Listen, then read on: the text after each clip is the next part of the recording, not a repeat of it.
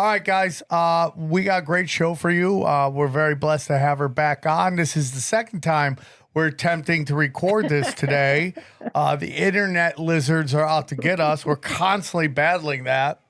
But here we are. We're going to do it again. I'm very excited to have her on. She's been on multiple times. They're always incredible episodes. Easily one of the best researchers out there. And blessed to have her. Please welcome back to the show, Monica Perez. How are you, Monica? I'm okay, thank you. And I was a little worried when it was glitching out because I'm in like the blast zone of the fires and things like that happen. And you have to like find where there's a burned wire or whatever. So as long as it's not my fault, I don't care. No, I get it. And we were talking before the show about like how like I just want to get your feeling about living in LA. You live outside Los Angeles. You live in just outside of proper LA, would you say it is? So, and you were telling us you were part of the fires affected your neighborhood. Oh yeah, it was really crazy. It was basically there's like 10,000 houses went down in Altadena where I live. The few houses around my actual house survived, but even those people mostly aren't back. And but I'm living here and it's crazy because the dump trucks go by, like 30 dump trucks at a time will go past my house. There's dirt and stuff because they have to like wash all the rubble. And then I guess for environmental reasons, they have one truck that just sprays water on my street all day long. So it's just a fucking mud everywhere all the time. I'm so It's sorry. crazy. That sucks. I mean, my house didn't burn down, so I can handle it. But short of my house burning down, it's like the worst thing. Dude, I'd be so sad if your house burned down because we'd lose the second Library of Alexandria with all those books behind you. I have 2,000 books. Now I know they're not really out to get me because I used to think they burned my house down just to destroy the books. Yeah, I mean, that's incredible. So I'm not on the radar. That's good. I've been buying a lot of books, not reading all of them, but definitely buying a lot of books. You gotta keep them for the tunnels. Do you ever, do you ever think about what you're going to do with all the books once it comes to the end? I was going to get rid of all of them. My kids they think it's important that I keep a record. As long as I have a giant English-Chinese dictionary so people can read them in the future, I think they're worth saving. No, I'm with you. I love that. I love that. You know, because when I was younger and I lived down the street from where we are, I lived in this apartment. We had two older people there, and when and it's so crazy because they were told the woman that she didn't have a lot of time left, and I never got a chance to talk to her. I wanted to ask her about how she felt about that. I've always wanted to wonder, like, how do you feel knowing the end is near?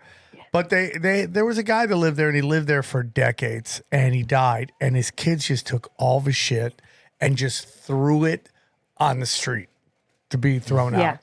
And so I'm like, okay, so you have to downsize. You have to at some point downsize and get rid of unnecessary stuff and only keep stuff that you think the kids would want. And a lot of them were books they threw out. And I'm like, so I debate whether I should just like. Well, the fires, this where I live, people, when like they're empty nesters, they move up here because the houses are a little smaller.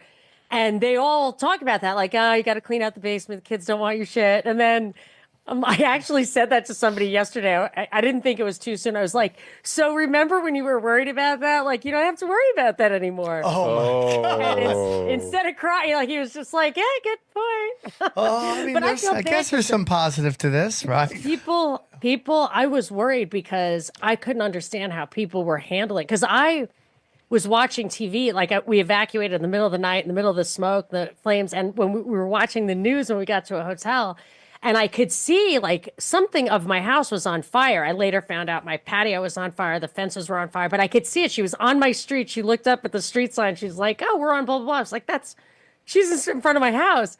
So in my mind, like I was pretty confident my house was gone.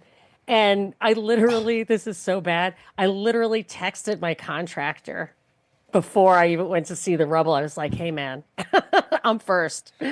So no, I got my mind around it pretty quickly. Now, I'm sure your experience at this moment is probably a lot different than our experiences right now.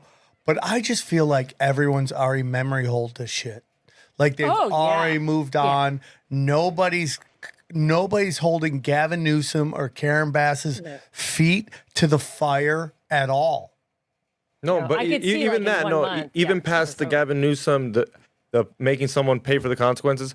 I thought LA got together. I thought we were one. At one point, I remember everybody was like, it's LA. It's all about LA. And that disappeared really fast. Everybody was donating, taking pictures while they helped out. LA came together more for Kobe Bryant dying, for a basketball player dying. No, you're than they totally did right. For But in the last, It was close, though. The It was a last close one. recording we did before everything went to shit, Monco was talking about how the West Side has super Trump derangement syndrome. Yeah.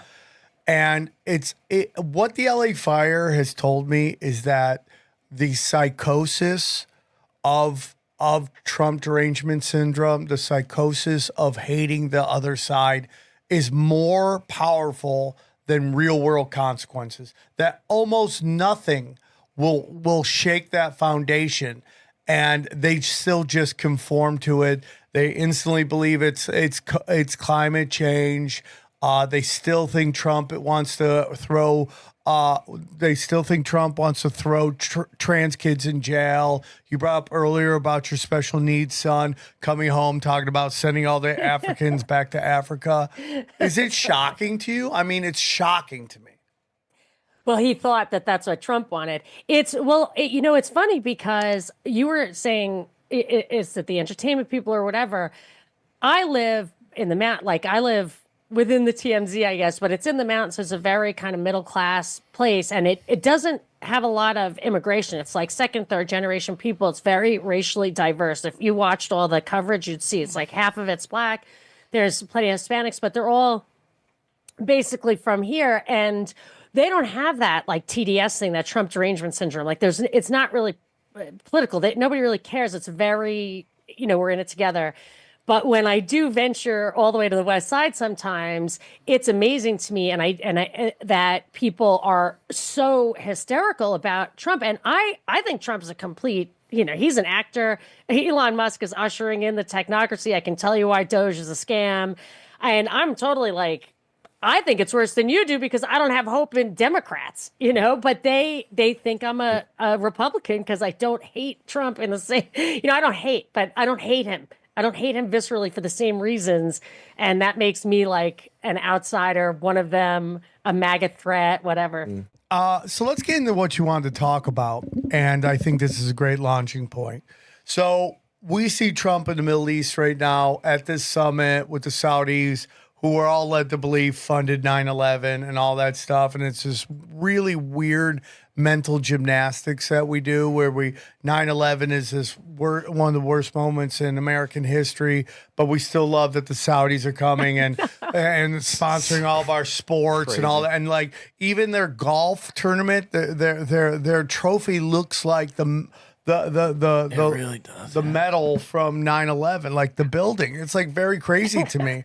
So, we get into this thing about like what Twitter's doing, what is its purpose, and my timeline, my algorithm on Twitter is all anti-Zionism right now, and I get very nervous when my timeline or my algorithm, I agree with it all the time. In particular, look at that.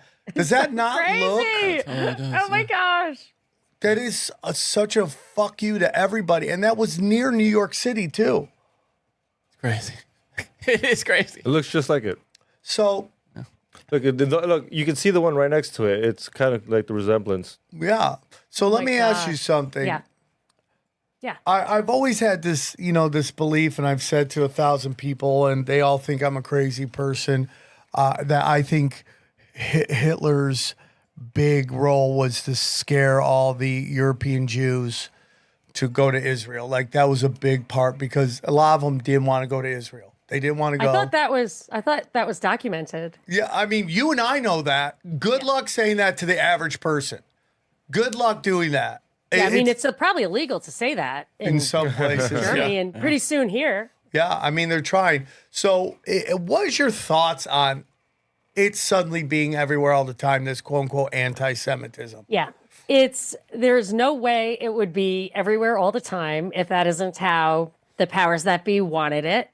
And you can think of it in different ways. You can think of it in the same way. Maybe, I noticed there was complaints about the Holocaust fading from memory. And you've got, is it Norman Finkelstein who Yeah. wrote the book, The Holocaust Industry, that has power. It has political power. And maybe you want to kind of make sure that power continues, but it could be something else. And what I was starting to think was that it just was triggered when that JFK reveal came out, which 35,000 pages or whatever, which nobody's going to get through, especially if you think somebody else is curating it. And what's being curated is strictly, hey, look, they unredacted Israeli intelligence. So my Twitter feed was just that. It was just like every single person who said had the exact same like thing with the black right next to the thing that didn't have the black. Yeah. And so I'm thinking, okay, now we have like a record, a list of everybody who is fixated on that.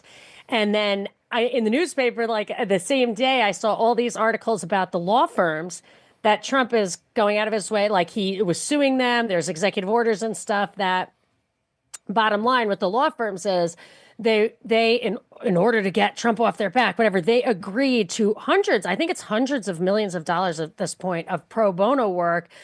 And every one of them that I've read includes helping to draft anti-Semitism language laws, whatever. Yeah, legislation. And then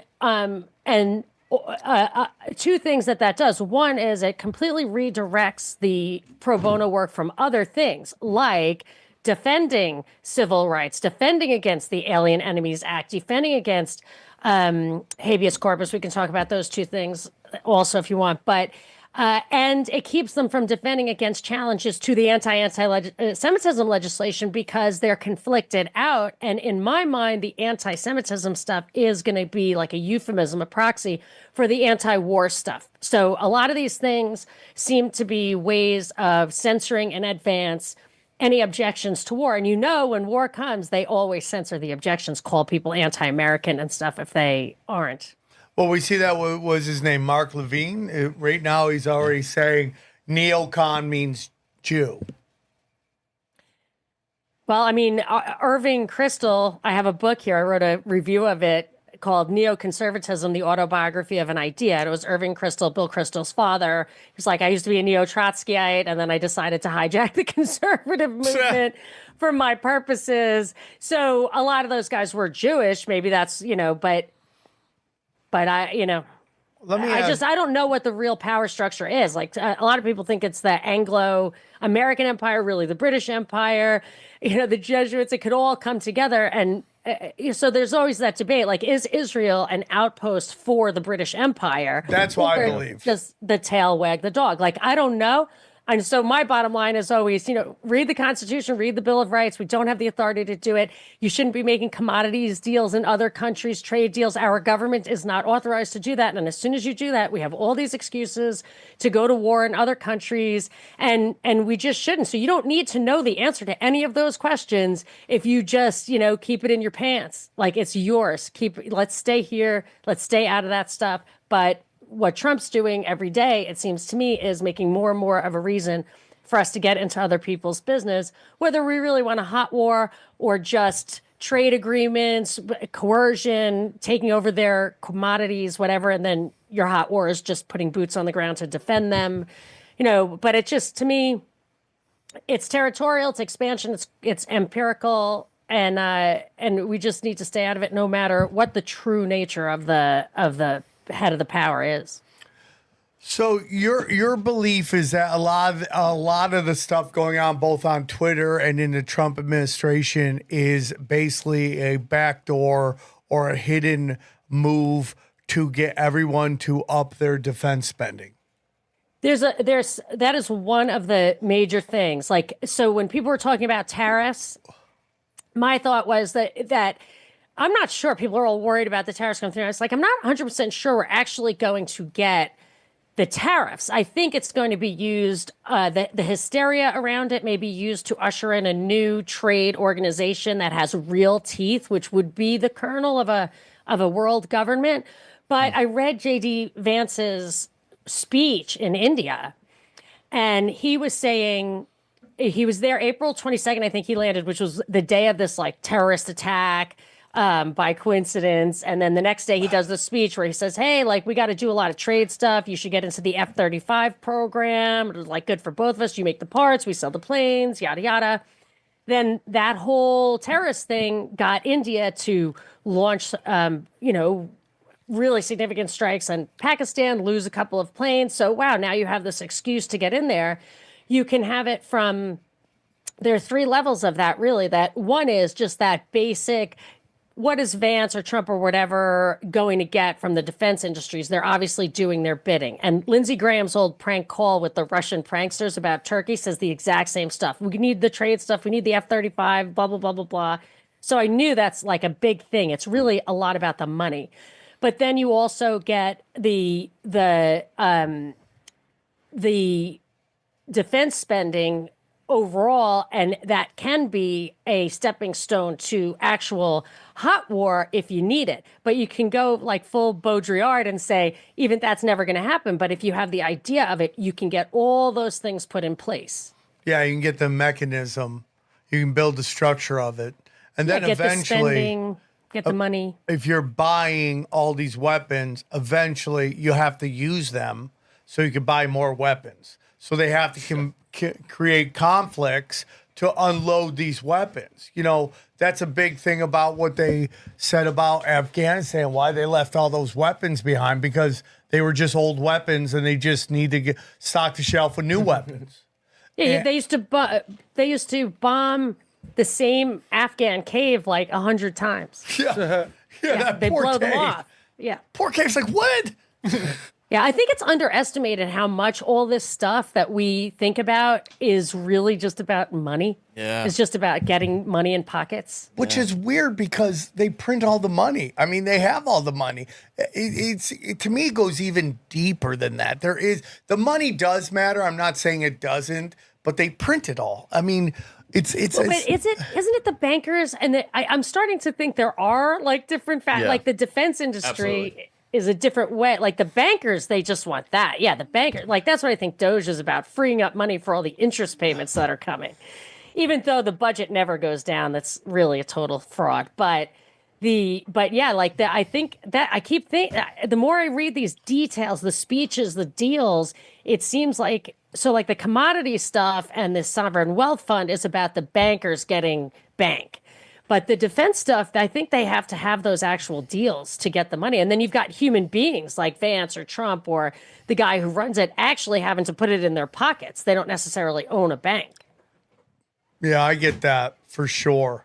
I do get that. So when Trump goes, there's all this talk about Netanyahu and him having a split, recognizing the Palestinian state.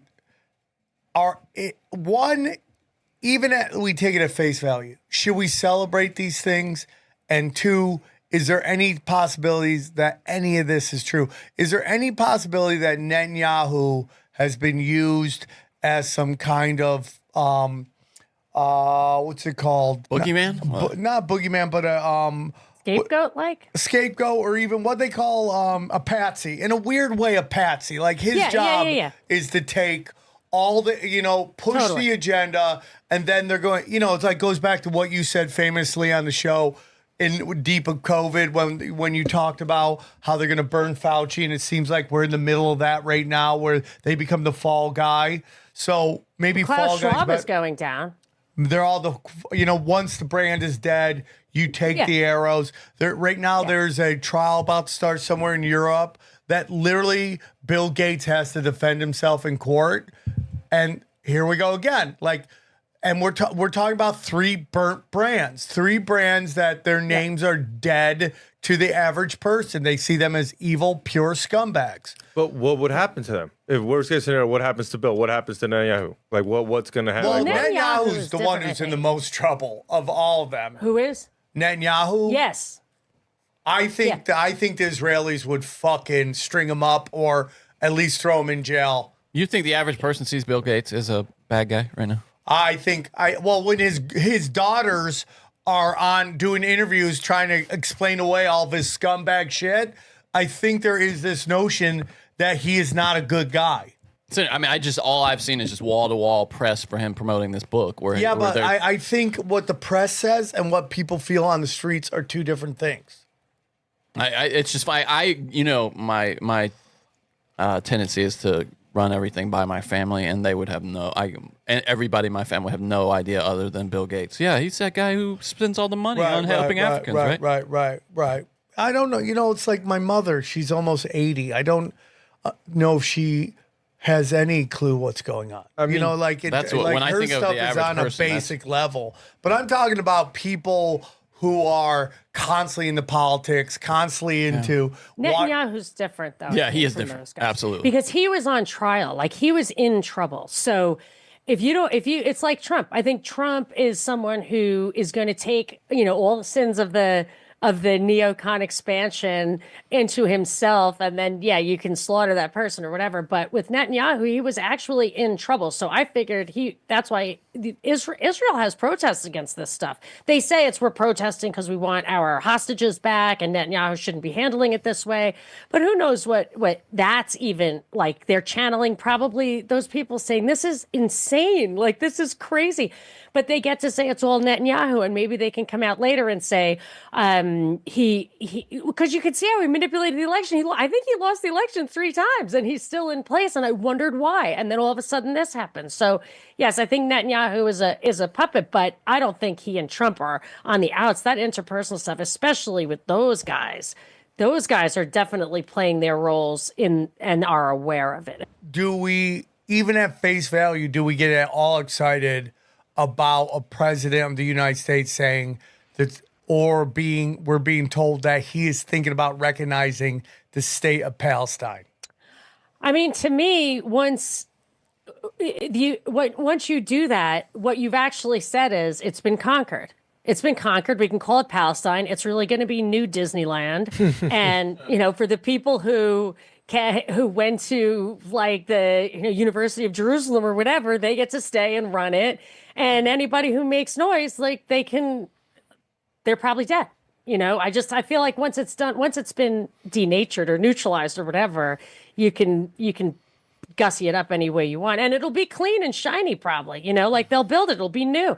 Frankfurt after World War II, Seoul, Korea was like that. I was in Vietnam not too long ago, and they'll probably come out of it like their grass was growing and stuff. No, I understand what you're saying, and there is something to that. I was talking about this on a podcast the other day about, have they pushed them to the place where wherever they are, they don't really need it. So if they push them far enough to get that Ben Gurion canal in, then what do they give a shit where the Palestinians are?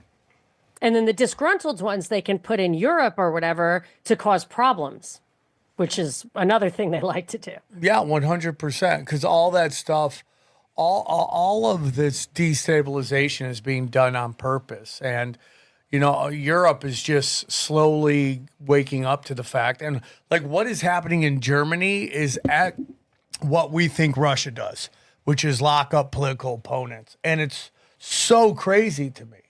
What are your whole thoughts on what's going on in Europe? Well, it's hard for me to believe anything is organic, especially in Europe. Yeah, I mean, they've been subdued. And I feel like that stuff is, I don't ever really follow it that closely because I just don't believe it. I find that we spend a lot of time, like you can spend a lot of time looking at the tariff situation and what would happen, whatever. And I'm thinking, this looks like a psyop. So I don't want to get into the nitty gritty. So when they have like far right or whatever, I just feel like that's another controlled opposition. Because look at what it does. Look at what's happened when Trump first ran in 2015 and they talked about this kind of right-wing populism. I was like, that's not a real thing. That's a European concept. It's a legacy of feudalism where the elites, the money class actually literally had title to all the land, just like in broad brushstrokes. And what were you going to do after the Industrial Revolution or whatever when people had no access? They couldn't actually get any more land. Then you had to say, hey, man, you didn't get that land in a valid way. We have to reshuffle this, and socialism like appeased that or whatever. But we didn't have that legacy. We still have land that you can get. We still have opportunity here. That was brought in from outside, and look at what it's done to us. It's made us polarized, as if we have this history of, oppression. Just who do you like? Just a lot of antagonism on the surface, but not underneath. You have a bunch of people that, I'm sorry, people could take offense to this, that don't want to do anything to change their life, are being just manipulated by people who realize that there's a market to shit talk. Right? And it's like when I said earlier about the post I put up about right-hand privilege. Right? I mean, so that woman is in some kind of auditorium, and there are people listening to her with her that's awful. Serious? Yeah. Oh, I thought it was a bit. parody. Yeah, me too. Yeah. No, this was a real thing. Right? That's And fun. it never ends. But she realizes there's a market for her to step in. And, I agree with you with the pushing of the anti-Semitism, even though I personally don't believe in any protected classes. I think you protect people if you're hiding a truth that you don't want people to discuss. And so when I get in an argument with my friend on my other show about it, like I go, for anything that you get angry that I'm saying about Jewish people, they're doing it to white people tenfold on that. I mean, like, oh my God, I can't walk on campus. Well, what about the white the white conservatives who were trying to give speeches and they got literally beat up by mobs? Nobody pressed that, and nobody started any legislation about that. Asian grandmas getting clocked. Nobody started legislation about that. So I think the law firms and the universities are both. I think there are plenty of factions within them that are using the external excuse of Trump to do what they want to do. They want to suppress that kind of speech. If they're pro-Israel in the academic circles, they want to suppress that speech, but they want the reputation of their liberal values intact. So they're just going to say, well, I'm just a pussy. I couldn't, for the good of the university, I had to capitulate, but it's really what they want. Same thing with the law firms. I think agree. they really want. And I think they're sick of all the pro bono they're expected to spend on civil rights and immigration, all that kind of stuff. This way, they really can't. They're not allowed to do it anymore. They can spend it all on what they want to spend it on because, to the extent they're people in the control seats of control there are pro-Israel, they'd be happy to do it. But they saves their reputation. Trump gets to be the bad guy for everybody across the board. I agree with all that. It's this long con and program that's been going on with people, like especially like Jewish people, like the Holocaust and whatever happened in the Holocaust, and like there's this notion that the Holocaust is the only true thing that ever been talked about, that nothing's ever been manipulated coming out of there, and then you use that constantly to just brainwash a group of people that. And my favorite, you terrorize them. You terrorize them. That they're going to be exterminated. I mean, one of my best friends was Jewish. She died, and she used to say that all the time. Like, I don't even know if she was joking. She's like, well, she wouldn't believe in 9/11. She said, because then they'll take pressure off. They'll take the pressure off the Arabs, and they want to exterminate us.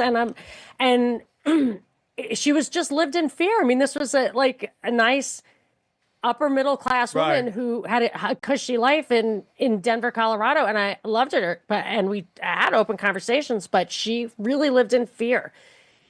Yeah. What did you post on X the other day about? I clicked on it and it was this little cartoon thing that said the Jews made soap out of humans. I watched the whole thing. It was an Owen Benjamin and it was thing. Hilarious. And I was watching. I was like, dude, you couldn't post this on Twitter back then. Like if Elon back didn't, in the day, yeah. if Elon went about you couldn't it, post that literally anywhere else. But, you follow someone like Laura Loomer, who, she does a lot of great work in some spaces, man. And you're kind of like, okay, it's an interesting take. And then she tweets, her and her Jewish friends are up at night talking about how they want to nuke all the Jews. And you're like, that is trauma. That is constant traumatization from when you're a child. And it also gets into, real quick, sorry about this. This kind of fits into this whole P. Diddy, his whole defense. Do you know what his whole defense is?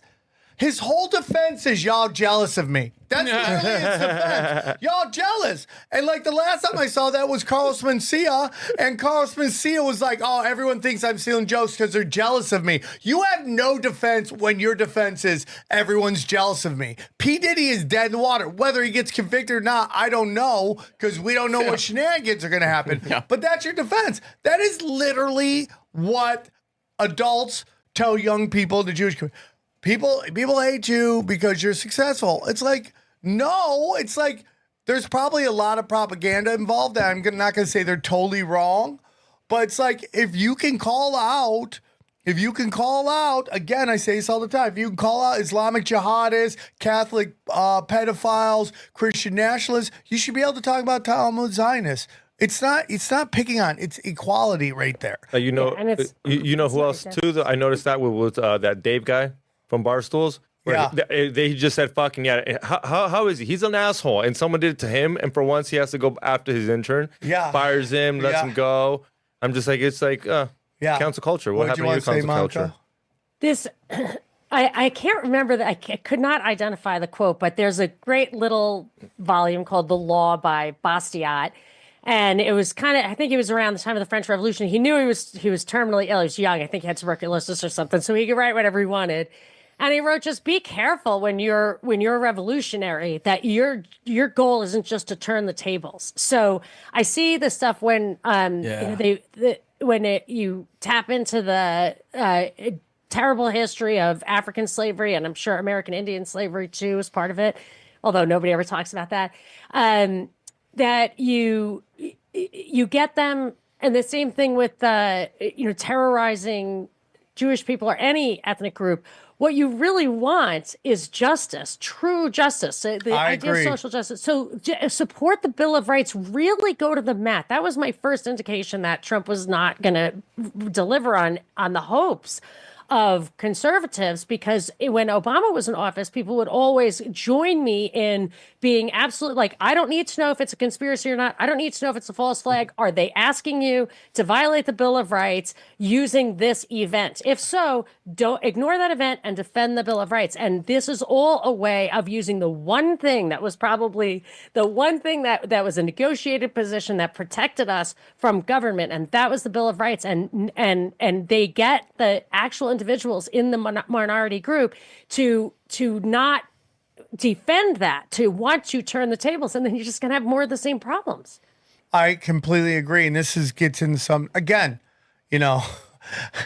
Dana's like, yeah, my family wants to know about your podcast. I'm like, don't let them know about my podcast. Do not let them know about my podcast. Don't let them listen to it. My husband does that too. I'm like, don't tell anybody I have a podcast. Yeah, don't show her how to listen. Don't show her any of that stuff, because this is such a nuanced conversation. There's they're going to hear buzzwords, and I'm going to be excommunicated. Yeah.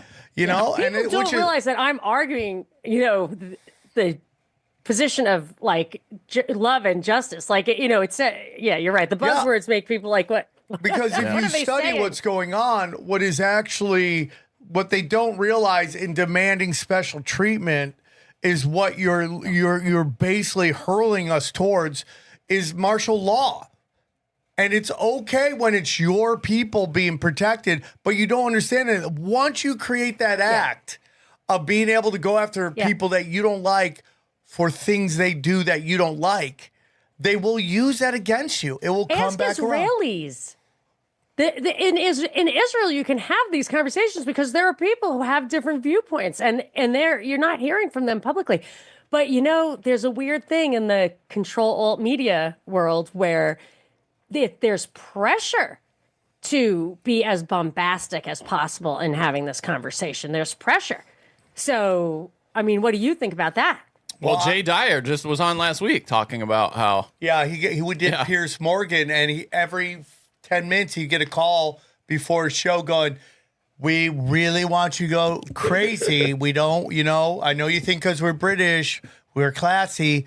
We want you to go nuts. Go nuclear, go crazy. So, and this just gets into why going viral is going to be ending up destroying our culture, because the only people that get seen are the extremes.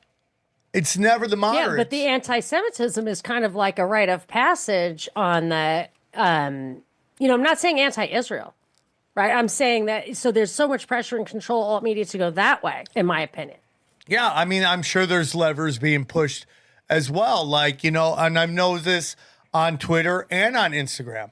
You blow up for 4 reasons. You'll go viral for 4 reasons.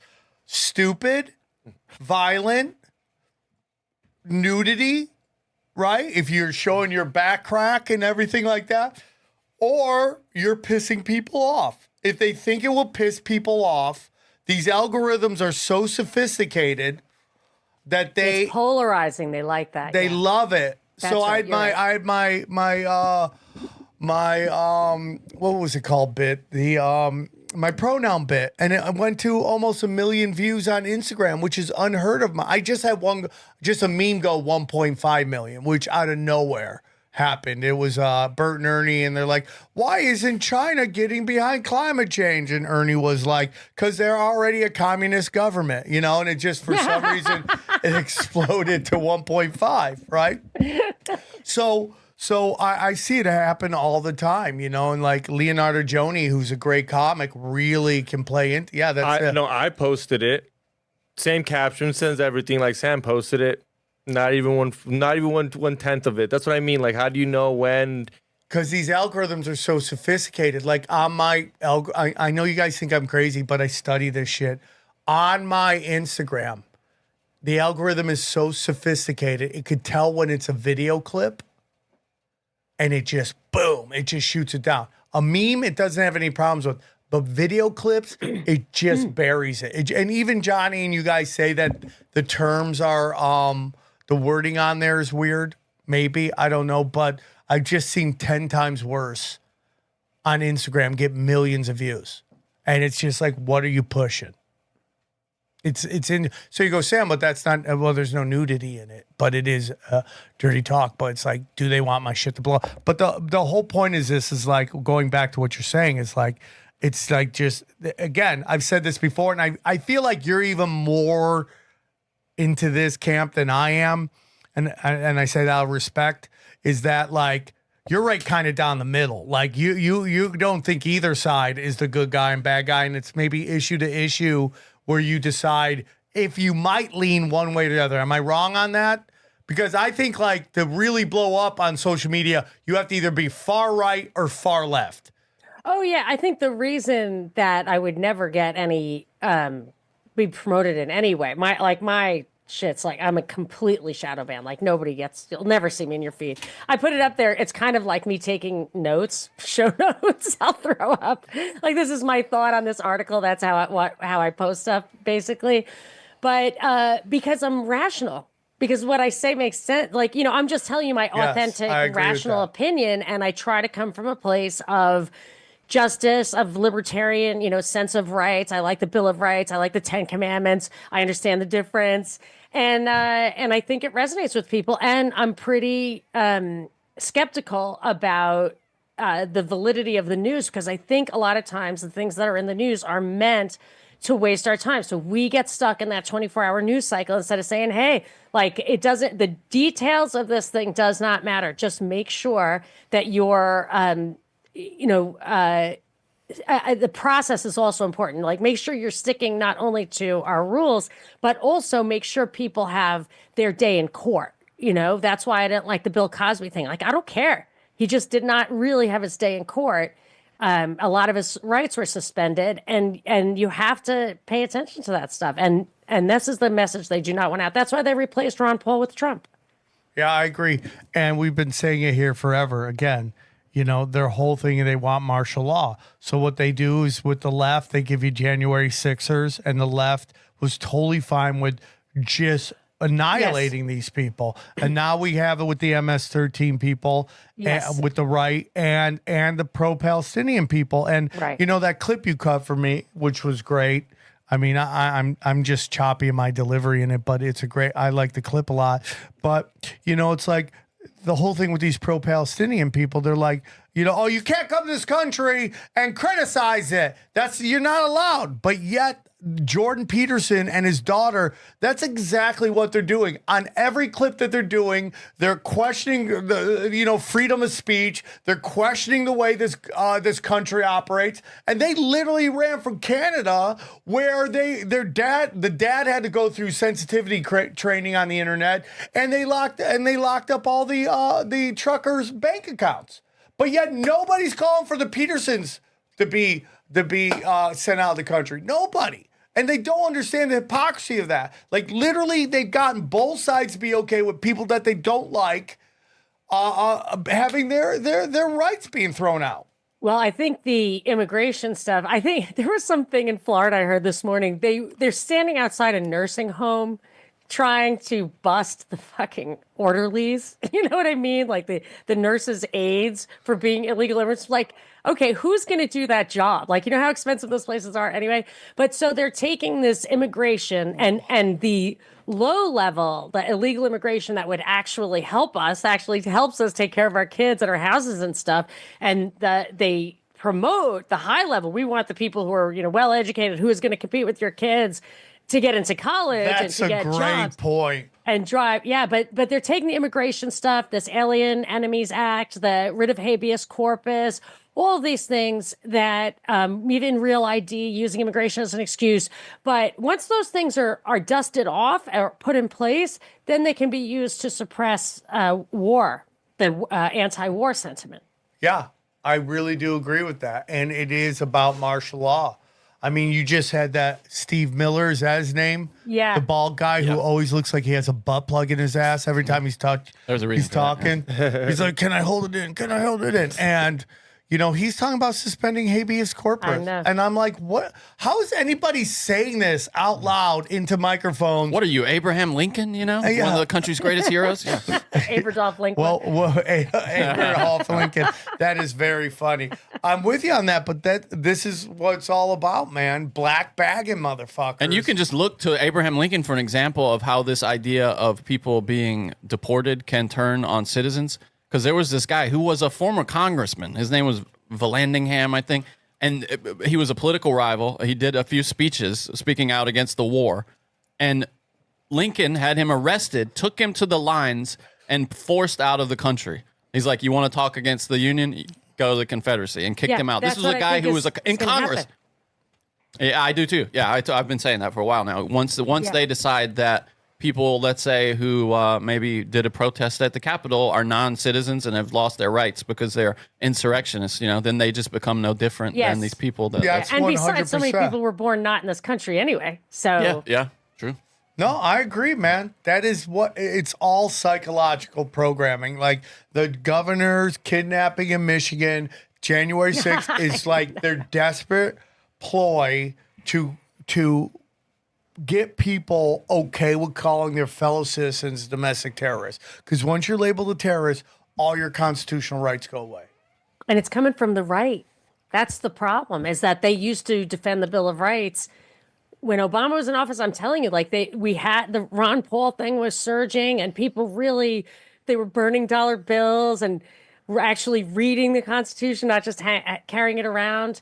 And now that who's left to defend? The structure of the Republican Party to burn out all of the Paulites. I mean, it was. I was there in 2012 and 2008 working in that campaign. Yeah, at the RNC, and stuff, they silenced those people. Yeah, it was. I mean, it was heartbreaking. I'm with you on that. It's just unbelievable watching people fall for this shit, just over and over and over again, and just not care. So what do you think? Do you think there's a chance another little war era device I noticed was the psychedelics? Do you think there's a chance that like the 60s? So I think it's pretty well documented that the Grateful Dead, the psychedelic stuff was certainly pushed by the government secretly. And I assume it was to keep that whole entire baby boomers, to not be political, to not be astute, to not understand, to not care, to not be effective. And I wonder if they're bringing psychedelics back for that reason. Interesting. Yeah, we've talked about this on the show where, like, if you look at, like, the Charles Manson stuff, Haight Ashbury was a giant open-air laboratory for them. to test the effects of amphetamines and LSD. And then you got everyone now in Silicon Valley microdosing on Adderall.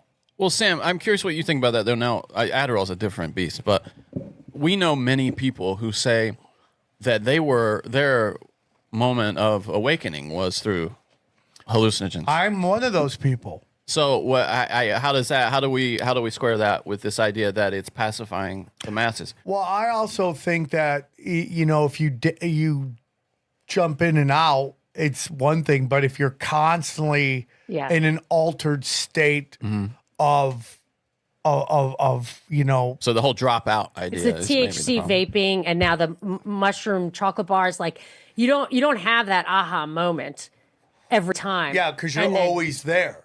And then you're just out of it. You're just not and you're happy with everything. I mean, it's the opiate. Opium is the opiate of the mass. Yeah. I mean, because in the 60s, I mean, you do acid once, and you're supposed to do it once, maybe 5 times, like That's not that funny. many. Yeah, that's what George Harrison always said. He said you only need it once. So I did it a lot, but I only needed it once. Is what. See, Nice. but what I was saying is that when you did it in the 60s, you just did it so much where it got you not into like you were too open. You were too like it was just too much. Where if it would have been a one time, you still would have wanted the war to stop. But since you've taken too much, you're too busy being pacified. fucking high, where you're way too past where you were woke. Yeah. And it discredited the opinions they had. Now that to me it was definitely. I mean, that's obviously an op, right? I mean, that to make people who were associated with that discredited. But I do wonder if there's some possibility that it backfired. Because.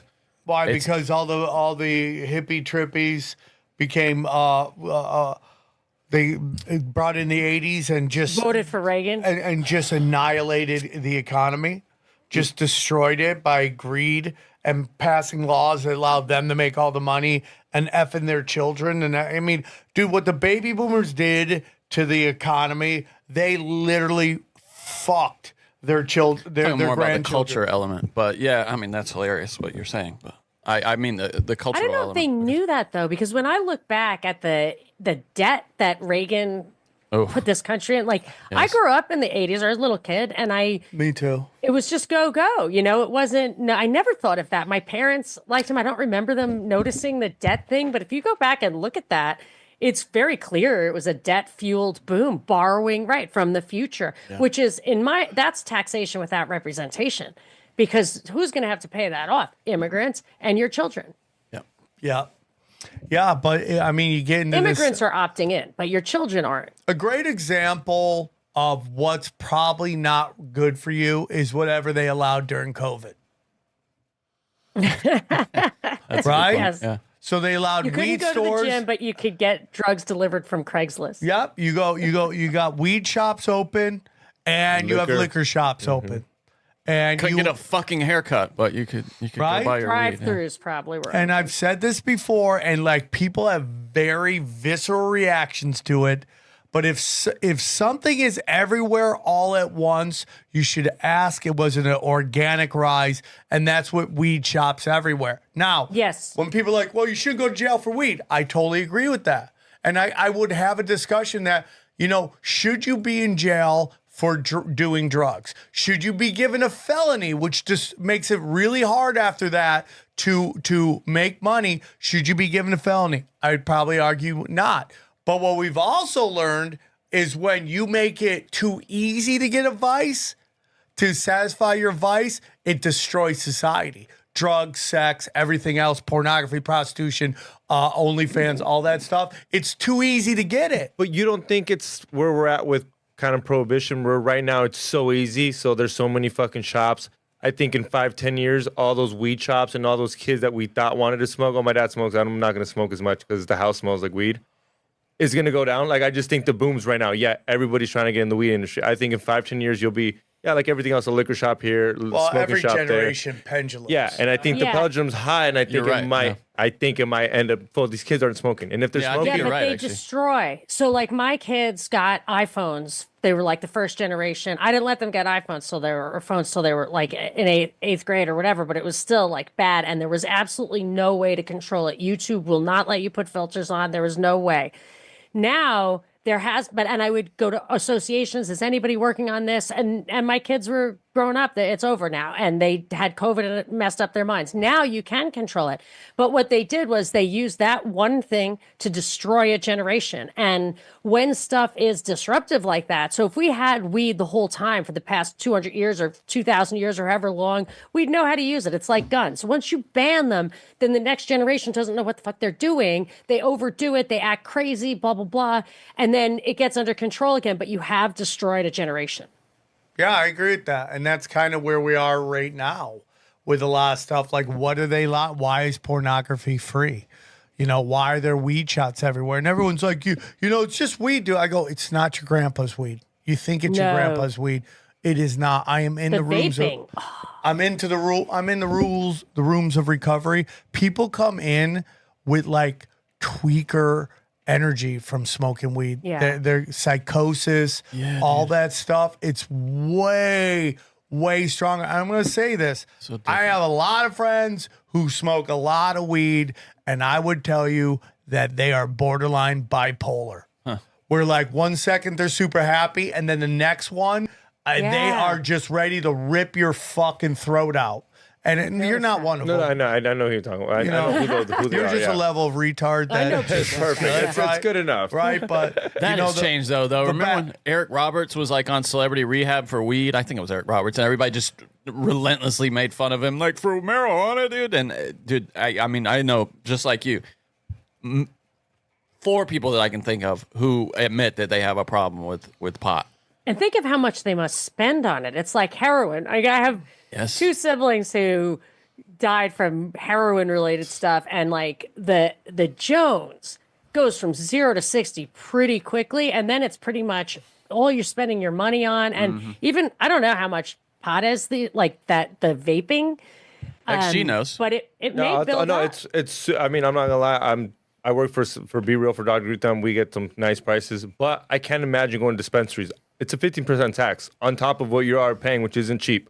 And like you said, if you have a 9 to 5, you work at. Like I've been buying cigarettes lately. Ever since the fire, I had like a little psychotic break. Fucking, like I woke up a different person. Like, Mom, you're smoking. I'm like, I know. I don't know where that happened, but it's like $20 a pack. Damn. Yeah, and one a day. I know people that smoke a pack a day.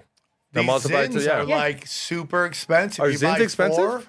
Do you buy 4 of those things? It's almost $60. Shit, dude. How long one of those last you? A week? 2 days. 2 days, 30 bucks sometimes 3. $30 a day, $20 a day.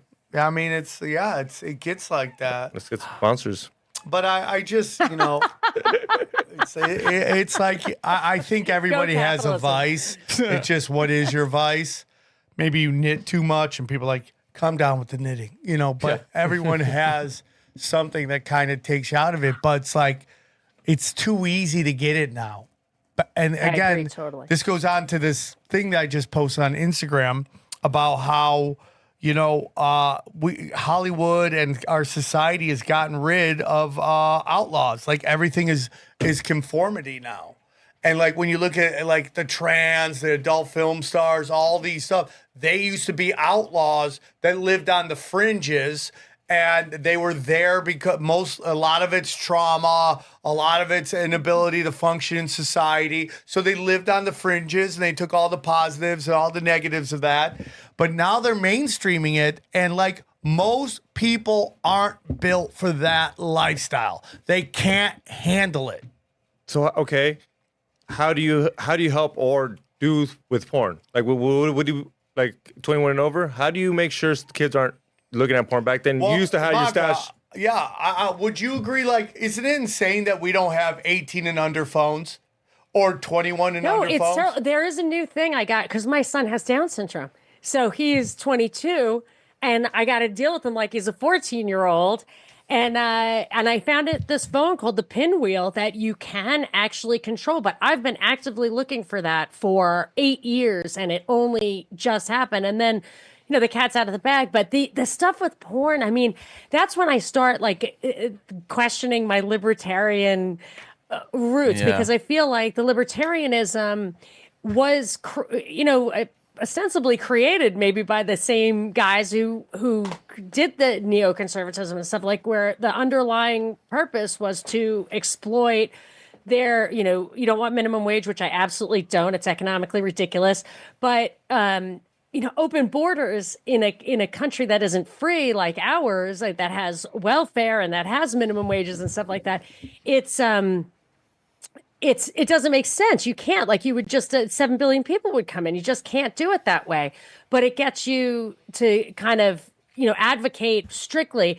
And then I just look at porn and I think if you really had a nation state that had a, you know, a fairly homogenous culture, or at least gave a shit about their next generation who were their own children, you would want to control that. It's like, so it's addictive. It's bad for your soul and your mind. It's disrespectful towards other people and yourself. And I just, you know, if you had a strict enough culture, you wouldn't need the laws, but we don't have a strict culture. We have a super, you know, factionalized culture, fragmented culture. So, you know, I don't like laws, but we have kind of the worst of both worlds now. So here's what I think. I'd love to hear your opinion on this. I believe we should live in a conservative society with a liberal rebellion. Okay? Where we have kind of things, families, nuclear families, this understanding that we have to protect 4 pillars of society, which I believe are: we don't steal, we don't commit unnecessary violence, okay, we protect children at all costs, and we shun lying. Like, we need to have those pillars for a proper society. You know, and I watched Tony Hinchcliffe on Bill Maher. What a great timeline this is, huh? It truly I fucking is. love this timeline. And I love it. I love it. I love it. I love it. I love it. I love it. I love Tony, and I love the timeline. And it's like Tony's just crazy enough not to kowtow to Bill Maher and just push back. It's great. And Bill Maher's like, you know, the right is just way more dangerous than the left. Yeah. And I go, well, if we have those 4 pillars, we can argue about what side condones lying, and there's a good argument both sides do it equally. So Yeah, we'll take lying, that that's down, the good one. right? But the 3, which are you don't steal, you don't commit unnecessary violence, unprovoked violence, and you protect children at all costs. One side is eroding those really bad under cultural Marxism and stuff like that, right? So Yeah. I believe we have to, because I don't, and I'm not saying that we should control what people do, but most people can't handle ultra liberalism, progressive. They can't handle the freedom Especially of choices. children. You're right. I mean, that's a tough one. Child protection services have been known to actually do the exploitation, take kids away for, you know, illicit purposes. But I mean, that's the problem, is that our institutions are so corrupt. It's not even imaginable that you would have a government that actually tried to do what it was supposed to do. That's like when you went to Vietnam, they were talking about their president, whatever, and I said, "You guys vote?" She said, "No." And they are protecting them there. I don't really, it's just been so long since I've even been able to conceive of that. But yeah, I mean, I think you have to protect people who can't consent, who aren't mature enough for it, you know, actual children. When you had a family, that was just a given, and the community would be horrified if they would actually go in your house and fucking beat you up. You know, so it feels like our institutions, from the family to the government, just are so corrupted that we're, you know, it's like kind of the nadir of civilization at this point. And this has been done over a long series of time. This isn't an overnight thing. They slowly but surely. Yeah. I say this all the time. It's kind of like if you have a housekeeper for 20 years and just over time she just replaces everything at a small moment that by the time she's done, you don't realize your entire house is completely different, but she's been manipulating it. What a bitch. At a slow, well, yeah, the lizards are bitches, right? The lizards are bitches, right? So, now you're a Catholic. Okay, what? Well, I was just going to ask you, well, do you guys mean by like that whole, the church and the family thing? Is it like when you see a kid at a gay parade where like you don't want the government to stop it, but yet your parent can do whatever, but it's in this one where like, the parent shouldn't take it, but yet the government shouldn't tell you what to do? We've seen some like I've never seen before in my 52 years where social constructs and brainwashing are overriding parental instincts. I've never seen that before. You're not allowed. So not very long ago, you would not see football players wearing pink socks, like professional football players. Yes. Right. And then the Susan G. Komen thing. And I remember thinking, and there, it was not that long ago that you really couldn't get those kind of guys to advocate for same-sex marriage. They'd be like, yeah, I don't want to comment on it. That kind of thing's not for me. No, there was a cultural, like, let's try not to, like, we don't have to talk about, like, Uncle Johnny, who clearly likes guys. Easy. He can come, he can bring his friend, whatever. But we're not going to, and so it was, so you wouldn't, if you don't want your kid going to a gay parade, they probably wouldn't. Like there were your family, your community, just these layers. And then you wouldn't have to stop anybody from doing it, but you're not allowed to have that anymore. Like you're canceled for it. And I'm not saying how to treat people like that. Like I would feel I'm happily married, and it was a great source of support for me, of emotional and mental, because I was the youngest of nine. You had nine total brothers and sisters? Yeah, I'm the ninth. Wow. Whoa. Yeah. So there was a lot of insecurity, food insecurity, and you get beat up for saying shit, whatever. And wow. Like not a big deal, but to have somebody who really loves you and makes you feel like unconditionally loved, the center of their lives, whatever, is super healing, And I'm not shitting on my family. Like we were very supportive of each other, but there was want and stuff. So if you're gay and that's where your love lies, I really cannot find it in my heart to say you can't do that. Like that. Yeah, me too. Me too. I'm an old school liberal. Live and let live. As long as you're not hurting people, and particularly children, you'll never hear anything from me. But you know the dark history of sex ed with Alfred Kinsley. Yeah, I know all that stuff. So that's what I'm saying is that you're not allowed to have that nuanced cultural approach to where, yeah, if you're gay and you want to go with somebody of yours, that's okay. But if you're luring a really horny adolescent, see, that's what I think was the pre-scandal, was really about finding boys who could go either way and who were, wanted some kind of intimacy, wanted, were sexually kind of frustrated or whatever just because of their age, and exploiting that. Like you don't want that. And you want to be able to say that that's not okay. And you really can't even say that. So you can't build that culture of like, watch out for that. Don't go to the restroom on the highway, like. If there's a hole in the wall, don't look in it. No matter what the CDC tells you. No, but you're totally right. So like, I've been in LA 25 years. I've been to a ton of gay pride parades. They're super entertaining. But when in particular a white couple brings their children to a gay pride parade, you are making it about you. And I think you're taking away these people's time to be them and do what they want to do. Well, I'm not even talking about the kids. I'm talking about the gay guy walking around with 30 rainbow dildos on him, looking like a gay porcupine. Now you're putting him in if he's in a video and that kid's there, now he's the bad guy. When in reality, the bad guy is the person who brings the kids there. It's like Doug Stanhope's joke about when someone brings their kid to a Super Bowl party. Like nobody wants your kids here because we want to yell and scream and say crazy shit. And now we have to censor ourselves because we want to not influence the children. And it's intrinsically sexual. So if you're talking about a gay pride parade, the topic is intercourse. Yes. Like, there's don't trauma in the porta potty happening right now. And your kid shouldn't be there. But there's no respect for that anymore because, and don't take this the wrong way, but like the white women, not all, okay? And here's where I'm just saying that we see, like, whenever you see a picture of a drag queen reading to kids, it's surrounded by smiling white women holding their toddler. And, I've said this before, like, drag queens and cross-dressers are advanced algebra, okay? Your kid needs ABCs and 1, 2, 3s.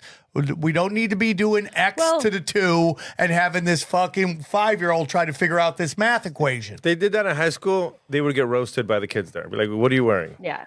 Well, the kids, yeah. Well, we're seeing us pendulum Middle swinging the class other way. Christian white women are shamed.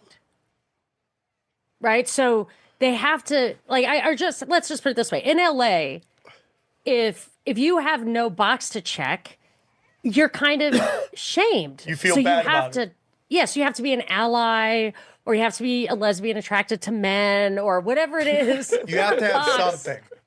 I know this comic out there, I'm not going to say their name, but their career was going okay. And then suddenly they say, I'm gay, and they exploded. They exploded. And you saw people doing that. You saw that JoJo, whatever her name is. She was a kid's pop star. Then she went through this really weird time where she was just trying to do what she thought was edgy. Because she had so much money, she didn't care anymore. And she was just showing up at kids' award show dressed like Kiss and all this crazy shit that she thought was rebellion. And then she came out as lesbian. And then Mickey Rourke called her a fag. Yeah. And then by the end of the week, she Off was to the getting races. banged. She was getting banged by a guy, and now she's not lesbian anymore. Got to get You know, your red maybe- badge of courage. Yeah, maybe there's a humiliation ritual kind of involved in that, Yeah. the way Chappelle used to say about wearing a dress as a black man. Remember? Yeah, Yeah, 100%. totally. And we see that with black men all the time. And and I've told the story 1,000 times, but Andrew Schultz asked me at the Comedy Mothership why Obama is suddenly being outed as gay, and I told him it's a humiliation ritual for both Obama and the black community. Like, it is traumatizing. Even with that Martin Luther King doc that comes out about Martin Luther King doing unnatural orgies, right? Which is inferring gay. Now, yet another public figure of the black community is now gay. All the rappers are gay. We're And finding Michael out- Jackson diddles kids. I Yeah. don't think he did. Yeah. Nope. Oh, Sam, I don't know. It's one of those crazy ones. All I say is this: Dana did multiple Michael Jackson videos, and in his green room, his own personal green room, there were multiple issues of Tiger Beat magazine, That is- which I always believe was never meant for little girls, but it was kind of a way to make a magazine for pedophiles. Oh, yeah. That's my belief. It was like Okay. Abercrombie and Fitch or whatever. That clothing brand that would get like kids, and they would take pictures of kids, and like the models, you would go in there and like, why is everyone so good looking here? Yeah, because they're using them to fucking sex trafficking. Yeah, 100%. Well- That's my opinion. I mean, But maybe they would have kept, I don't want to start making up excuses, but it is possible, whether it was true or not, that it was exploited. to destroy him because when they he didn't started like calling out certain Yeah, people. they wanted to discredit him, like Yeah. Bill Cosby. Like they want to discredit. There's look. You have to be in your silo. If you're not in the silo, you're out. And you can say anything you want as long as it's in your silo. So, I'm reading over your notes right now. We're going to shift focus again here. Sure. And you bring up the Ukraine and justifying boots on the ground. There's a part of me going back to the Palestinian state that believes if we have this administration suddenly take a 180 on Palestine and now they want to protect them, that's somewhat of a backdoor way to get boots on the ground in Gaza. I think that Houthi thing might also be that. The Houthi, the Yemen, it's basically their government. They call them the Houthi rebels, but it's basically the government. Trump went over and made a deal with them and said, yeah, but you can keep bombing Israel if you want to. And I'm like, that doesn't sound like the Trump I know. Yeah. And it could be giving Israel an excuse to continue to fight back, but also say, well, let's get to the source of the problem. Let's pop off some, whatever's on Iran.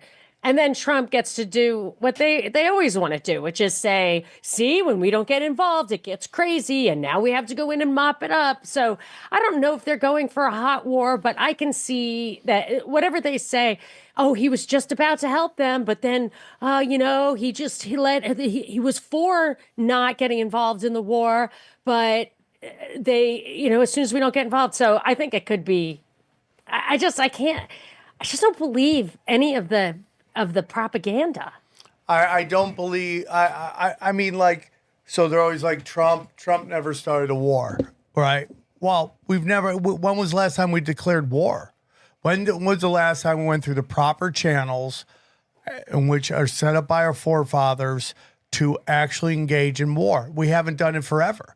They've bypassed that. They have said that style is old school, and we go to war when we want to go to war. Do you think that's what they mean when they say that, though? Because they mean like boots on the ground, like Iraq, Afghanistan, which also weren't declared. But those are war. Like, right, but they are wars. But he hasn't done one of those. I think is Well, what the people mean when they say 30,000 that. bombs he dropped on Syria. No, don't get me. No, hey, I'm a Ron Paul. I think all that shit is war. But when Trump people say that, yeah. what they mean is he hasn't put boots on the ground in in great numbers. Well, what about dropping bombs, though? I think that counts. But when I'm just saying, I'm making a distinction here. Yes. But, when people we've say that, also, Johnny, caught them lying about how many troops are there. So when they say Yeah, there's they're been mercenaries, there's no troops on the ground, like Yeah. there's that famous press conference where he's like, yeah, there's only about like 3,000 troops over there. And then Yeah, it's it's like, so funny. No, your own data says it's like 10 times that. no, And then I the totally agree. I just contractors think are that's 10 what people times mean. it again. Yeah, Sorry, and John.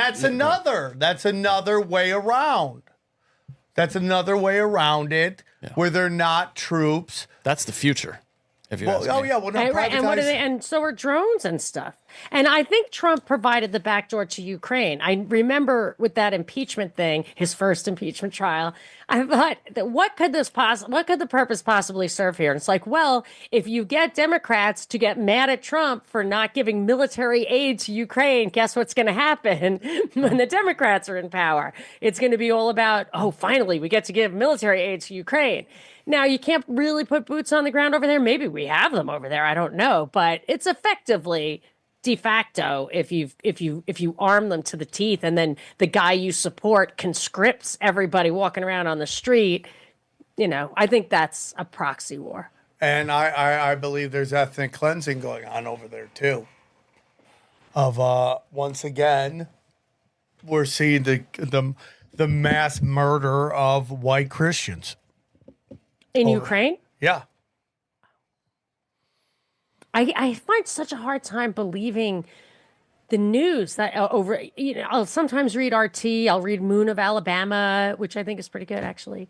But I read these, I just never know the truth. Sometimes it'll say 1 million guys died. Some will say a couple 100,000 died. Like, it's hard to tell. It seems like that's truth. straight out of the Ministry of Truth. But I know 1984. before Russia, quote, invaded, the West had killed tens of thousands of people in the East, at least. I think the official number was 14,000, and they needed to get the Nazi battalion to do it because the regular soldiers wouldn't do it. So if that's what you mean, those are the probably Well, Russian how about Orthodox. the mental gymnastics of the left calling everyone they don't agree with a Nazi while simultaneously demanding that we fund a Ukraine war, which is basically funding Nazis. I was pretty upset with what the Pope said. when I he want to get wasn't into that. What are your Pope. thoughts on that? Yeah, like, look, a couple of things that I didn't like that. First of all, as soon as I heard it was an American Pope, I was super bummed. Why? It's like, okay, because now obviously they're setting up something and we're at the center of it, which bums me out. So make an African Pope, the African church is growing. Like, just take the focus off of us because How do they pick one? But sorry, do you know how they pick them? Is it just because they like you? Do they vote? Do they? It's a dick contest. they just put a movie out about it. Yeah, it's so fantastic. funny. Yeah. It's a lot of backroom dealing from what I understand. Like even the thing with Ratzinger, who was Pope Benedict, the last one, and then like he abdicated for the first time in hundreds of years. They said that I heard from Guido Preparato, who you talked to, he worked at the Vatican, and he said, well, there was backroom dealing. They said, we'll give you 7 years to turn the ship around. And if you can't make your way work, we're going to put in, the uber liberal. And I think there's just backroom dealing. And sometimes they'll stack the deck. They'll, like John Paul II, put a bunch of new cardinals in there so more people could vote. But what do you think they want to do when you say that, when you can't right the ship? What does that mean to you? I think that I think what they were. This is my understanding. If there really are even factions anymore, but I think in up there in Catholic, the Vatican stuff, there probably are factions where you have a more traditional, like Benedict was a little more traditional. He wasn't going to, like Pope Francis came out, and it's the first time I ever heard a pope say this, advocating the governmental redistribution of wealth, which is stealing. And I've looked for popes to actually, even the socialist liberal popes in the past, to actually say that.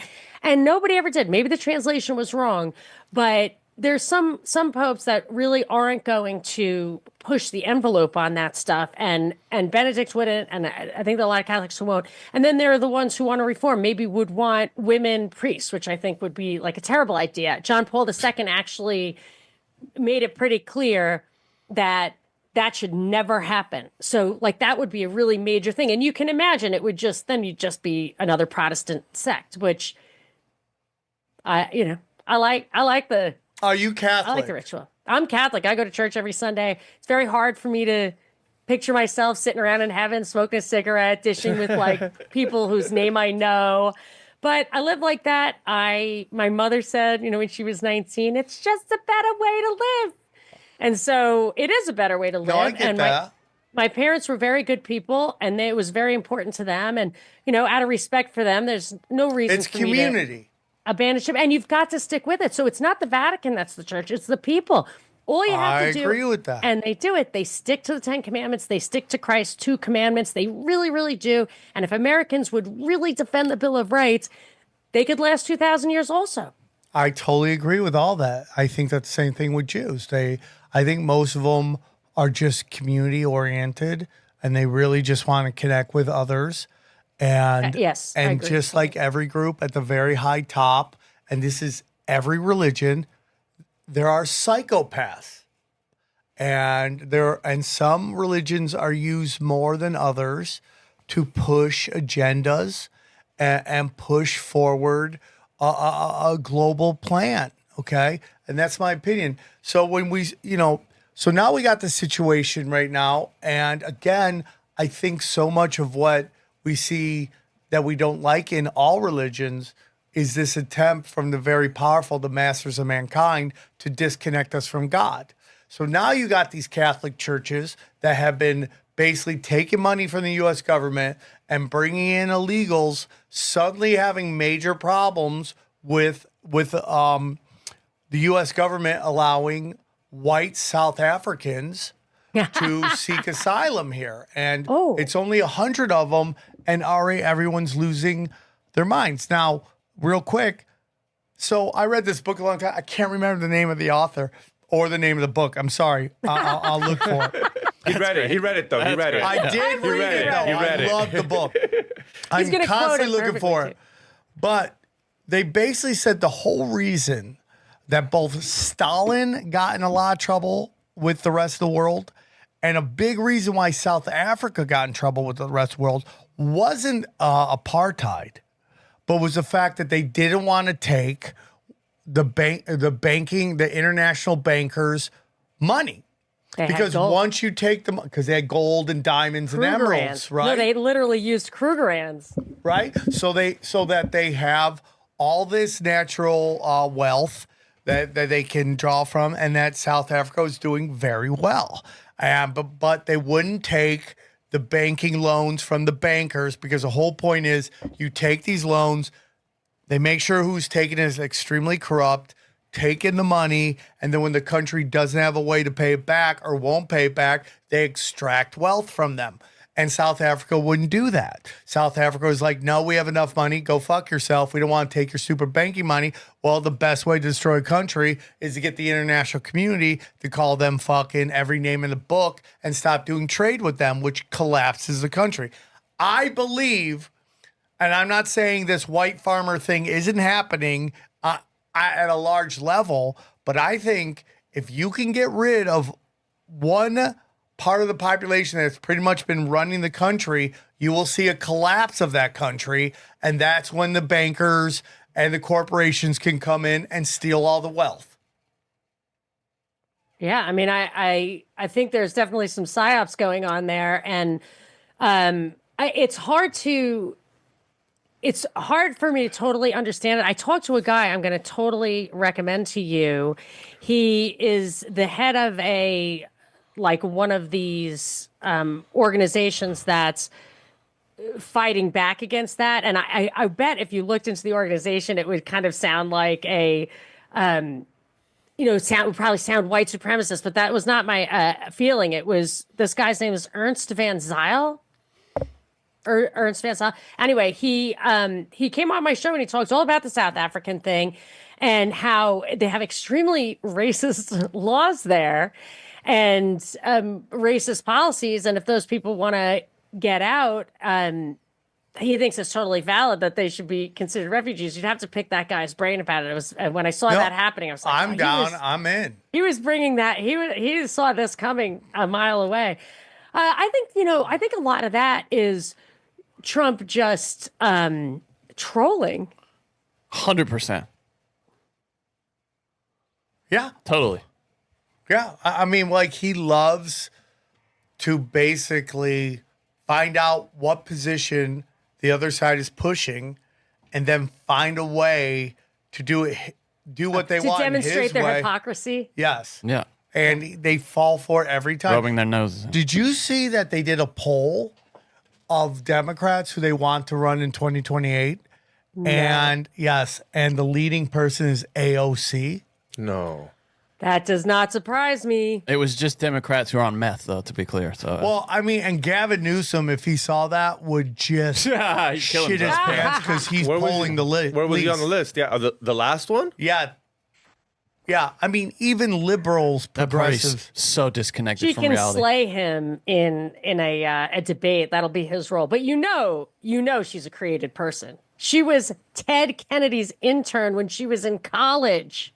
Yeah, well, they're like, she is just a bartender. She owns the bar. She wasn't a bartender.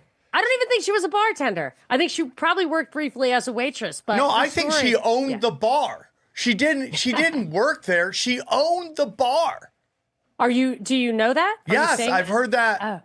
Because I looked, and the bar she supposedly worked at, that branch where she worked didn't even exist the year they said she worked there. Like, I debunked that story for a long time. Now, she might have owned the bar, been like an investor, because she ran that like sunshine thing, and she was an absolute up-and-comer. She was given this role, and I kind of thought she would probably be meant to be, when does she turn 35, president, and she'll just, she'll just wow them. I see a few things saying that's not true, that it was a false claim, but they're videos, and I can't play them, obviously. Well, I just find that every time something is stated that goes against the official narrative, someone just come out and go, oh, that's not true. And you're like, well, just because you don't like it doesn't mean it's not true.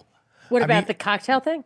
He's saying that. Yeah, I don't think she was a bartender. I could not prove it. I think she might have been a waitress. And I think that they got the idea of making her a craft cocktail bartender when there was a craft cocktail bartender super big winner on Jeopardy. And I actually found the moment because I loved him. He was so popular. And I looked, I was like, his story and her story sound the same. Like, which was first?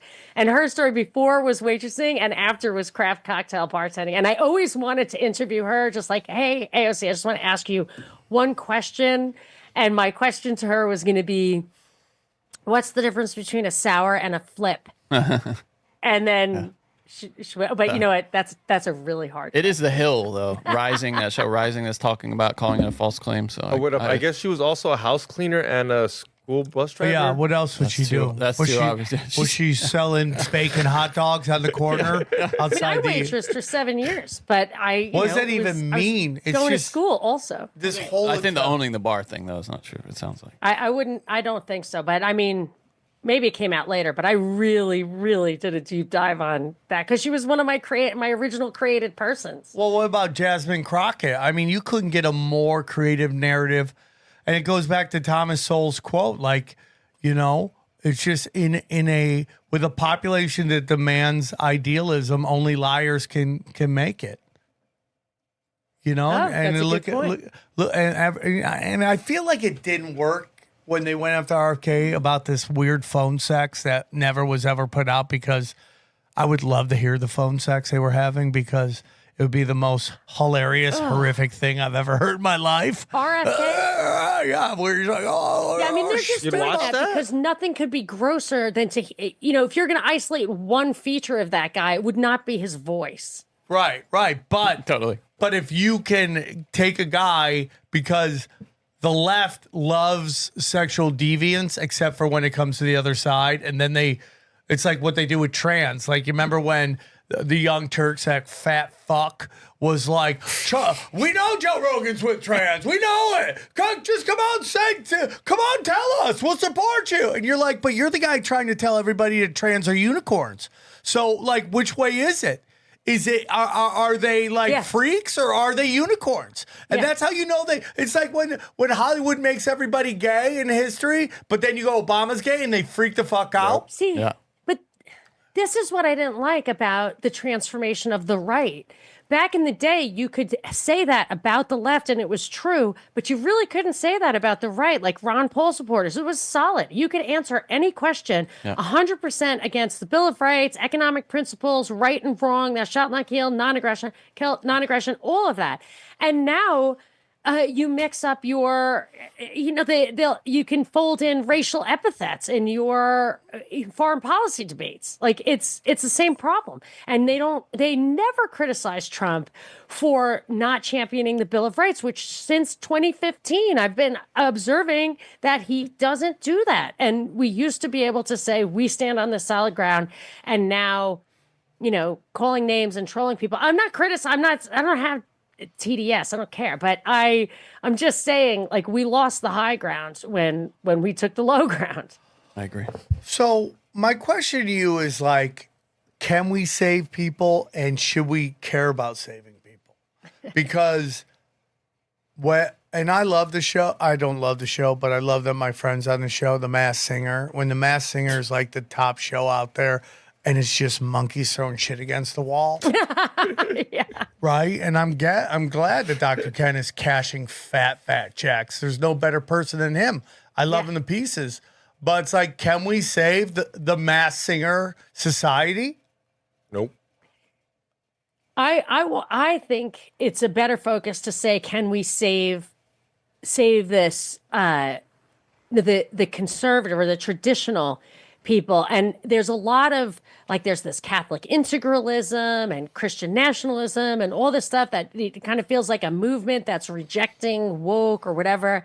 I have a friend from my radio days in Georgia, and she keeps in touch with me. She texts me and stuff, and it's very nice. She texts me like her choir singing at church on Christmas, and it like brings tears to your eyes. It's so beautiful. She sends me pictures of she teaches English to immigrants, and with her free time, she does a lot of stuff like that. And her mother was a big, like, active person in this town they lived in.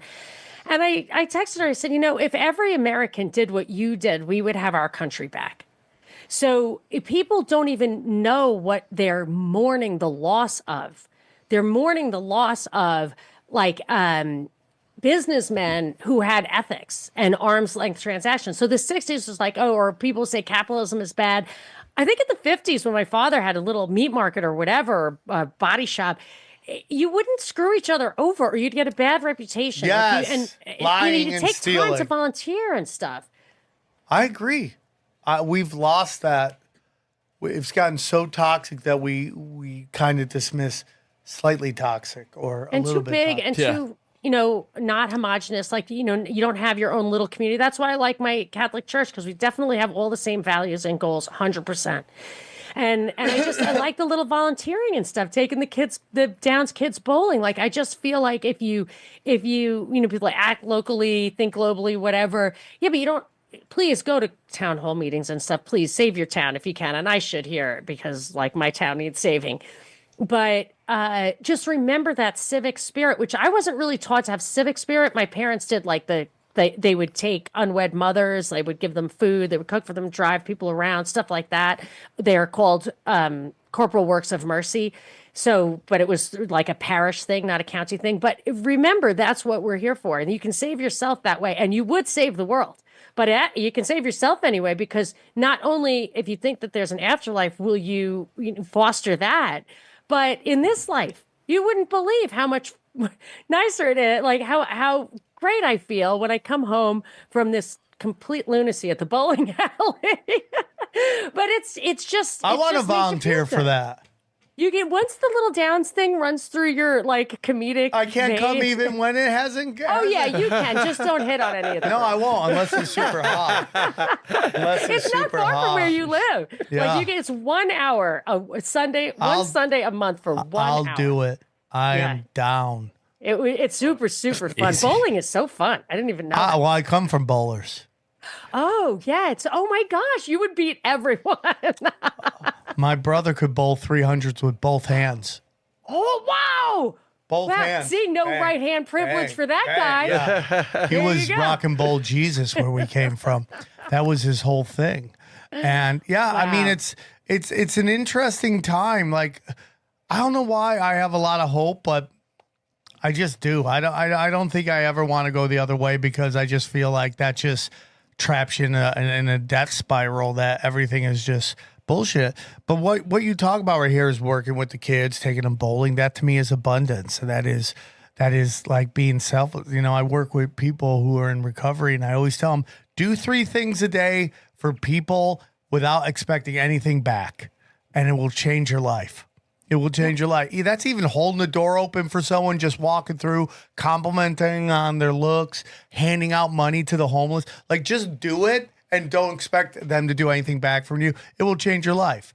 I think that is with money. When I have to pay out people, I give more money than I'm supposed to because I think that is the spiritual part of money. Money has been demonized, and I give out more because I think that's how you can get, the universe rewards you for that, getting it back. Is that why you do it? What? Because you're That's gonna getting get more something back.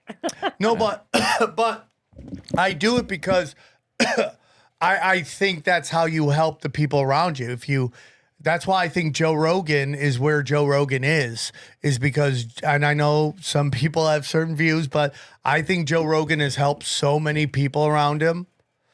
The tree of Rogan is littered with millionaires that he picked out, that he just helped. I mean, and then you compare him to his quote unquote rivals, and they've all been they're all just shattered because they didn't help anybody. They didn't give it away. They kept it to themselves. Like I was telling people last night at the show, it's like you know, narcissists can use manifestation.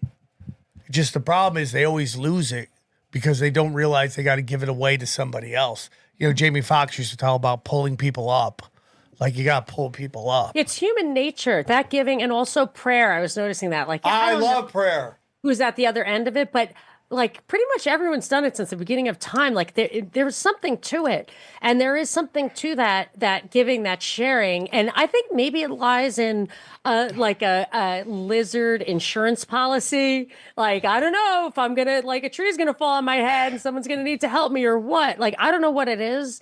But it is in human nature. And when you deny it, I think you do kind of get bitter and yucky. And I think that's the biggest problem with the welfare state is that it has diverted us from taking the wealth, the technology, the progress, and driving it into a cultural kind of socialism, cultural, where you have giving and you have a sense of responsibility when you take and all of that stuff that would have been healthy and joyful and lift us all out because there's enough money now. There's enough wealth now for that. And instead it was diverted. And that's kind of not just about sucking money into up to the top, but I do think that that's an evil direction. What do you think about my theory is that we've been sold that Wall Street is the economy. So when Wall Street goes down, everyone's like, the economy's in shambles. You're like, well, these are guys, like the whole thing about, I'd love to know your take on free trade. You know, like in the 80s, I know we talked about or at least I was talking about how there kind of came this kind of change in the way we looked at it. And greed is good. But there was a time before free trade, and we talk about the 80s. What does everybody talk about? How much everybody had money and everyone was doing great. And now you have these people who are wholeheartedly believe that if you produce stuff here it will be so beyond expensive that no one will be able to afford it. And I go, well, if they create a product that's too expensive for people to afford, they'll never sell their product. So in the long run, maybe at first they see a little downturn in profits, but in the long run, when everybody has jobs, and this is an argument I have with a guy on one of my podcasts, that I would rather a bunch of factory workers make $20 an hour doing something, because that's at least money coming in, and it gives especially men purpose, because men tend to be defined by their occupations.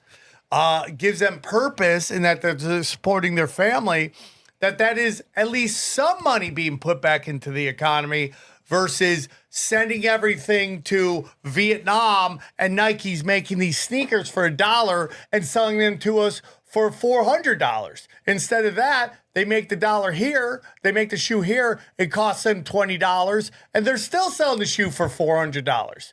So instead of making $399, they're making $380. Yeah, but Nike's not going to sell that shoe for $400 now.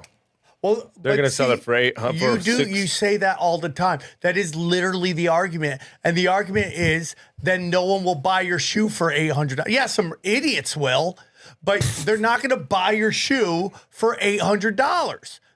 There is a price cap on what the majority of people will pay for a product. And you're either going to give them that or you're not going to sell your shit. And then you're just going to throw away, instead of throwing away, you're just throwing away $380 in profit instead of being greedy and trying to get $399. Well, I mean, that's might be on a whole different thing, but that's what I like about that new truck, the Slate truck, the Amazon one, where you can buy it for 20 racks and then you can decide what you put in it. As in, if you just want a truck. I don't know what this is. The Slate truck, the Amazon thing. You were talking about yeah, that. where if you buy a truck, let's say you really need a truck. The problem with Amazon is it's an extension of the U.S. government. Yeah, but so you have the private sector bidding against unlimited funds. It's BlackRock buying up all the real estate.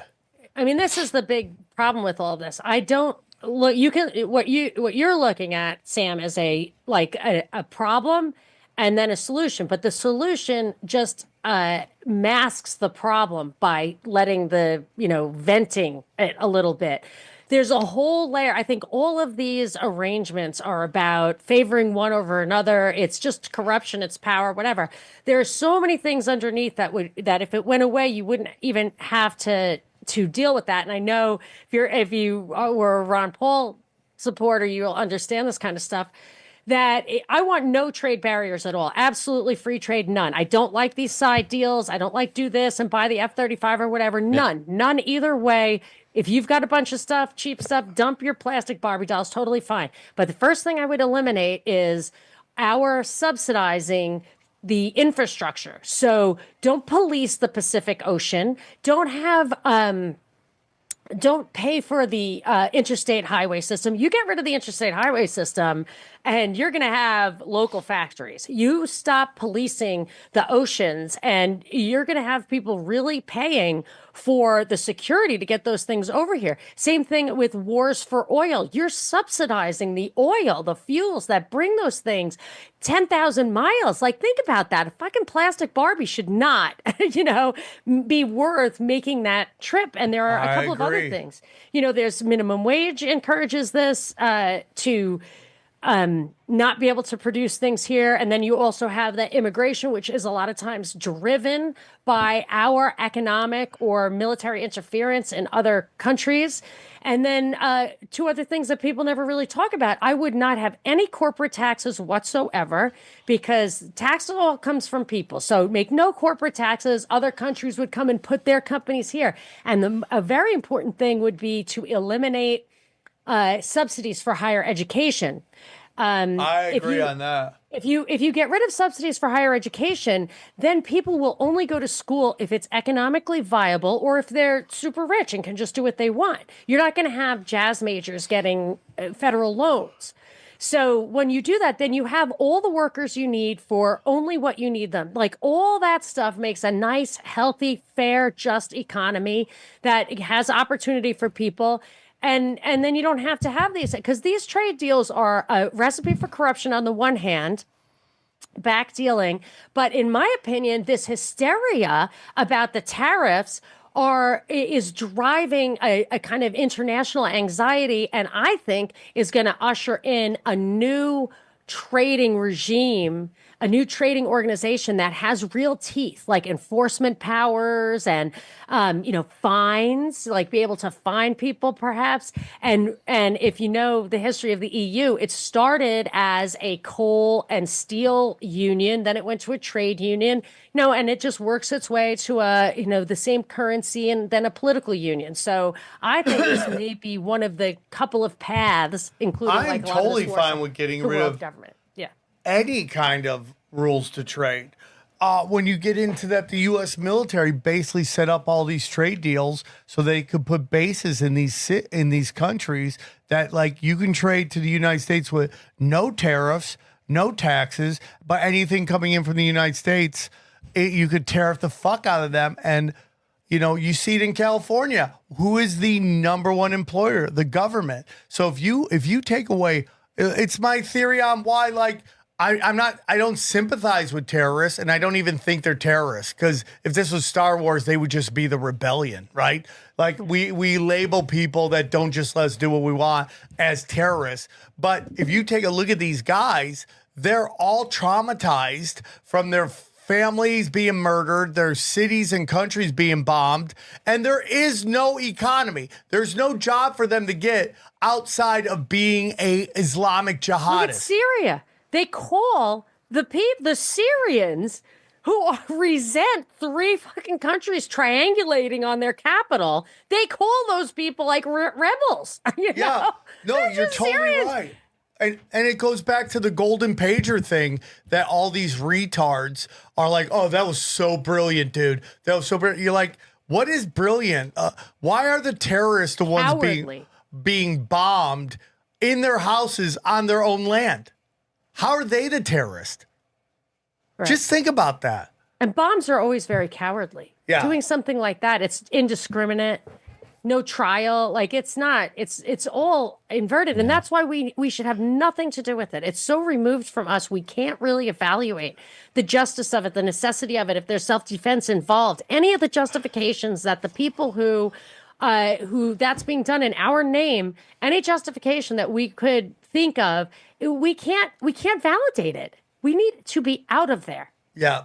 And there's just a bunch of people, these neocons, that wrap social justice as a smokescreen disguise for their just indiscriminate killing and breaking the wills of other people to steal their natural resources and control their territories. Think of that fucking Al Jolani or whatever. So I was set, like, my daughter, who's, a young woman in LA, like, she was shocked that I was so upset when they ran Assad out of Syria. Like, I was bummed.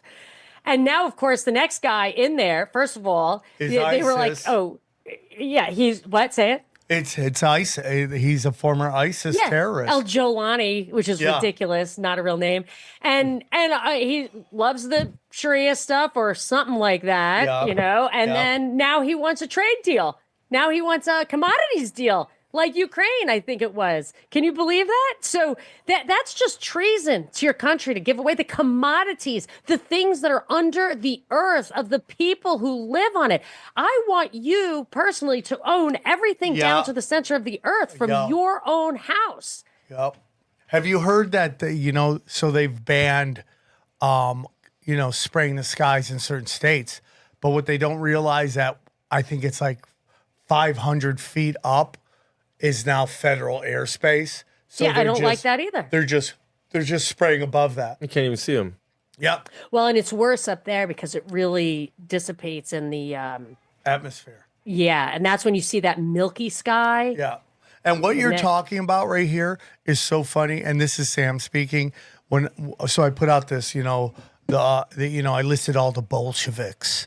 And I go, Russian Bolsheviks, Chinese Bolsheviks, the colored guard or the colored revolution. And then I put German Bolsheviks, Nazis. And then you just see people lose their fucking skulls because they're like, oh, how would they do that? They're fighting these people. They're fighting those people. They were fighting with the British. I go, ISIS, Al Qaeda. I mean, we can just go on forever and ever of the Western intelligence and governments funding the other side, and so they have a boogeyman that they can bomb the fuck out of. Because when you take a look at Hitler, he gave the bankers everything they wanted at the end.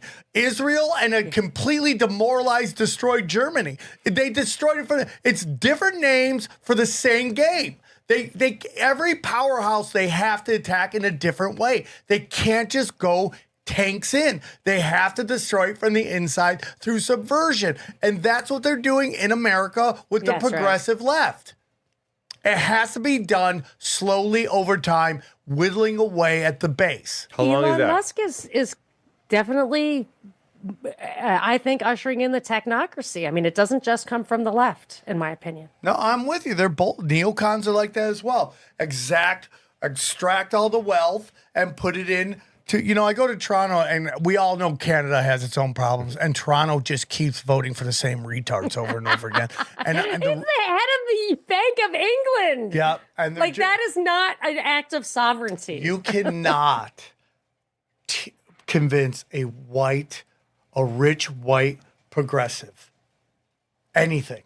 Their life is so simple. They have to dream of oppression. They have to dream of someone of a boogeyman and they're Don Quixote fighting windmills. That's all they're fucking doing. You create boogeyman, shadow in the cave, and they attack it. But when you go to Toronto itself, it is beautiful. The people are super healthy, and I'm going to get shit on the internet from people that live in Toronto. Oh, that fucking bullshit. Guys, I've been to Detroit, okay? I've been to Toronto. Trust me. Toronto, and Detroit's great too. Toronto is just a 180 from that. Everyone's shiny, happy. There's multiculturalism. This is what happens when 50 cents of your dollar doesn't go to the military-industrial complex. And who knows what it is now? 70 cents of every dollar is going to it? All right, Monica. We had a couple hiccups early, so I don't want to keep you too long. You were great, as always. An open door to come on anytime you want. You got anything you're pushing? One more time, I don't think I asked you about your podcast. Can you tell them one more time about where they can find you and all your podcasts? It's the Monica Perez Show. You can find everything of mine there at Monica Perez Show on Twitter. Substack, same thing. And lately, ever since this fire, I have not been able to keep up on the news as much as I used to, but I still do lots of fun things. I'm reading this great book. People like the books. Like I read books and just like make my little peanut gallery comments, and people love it.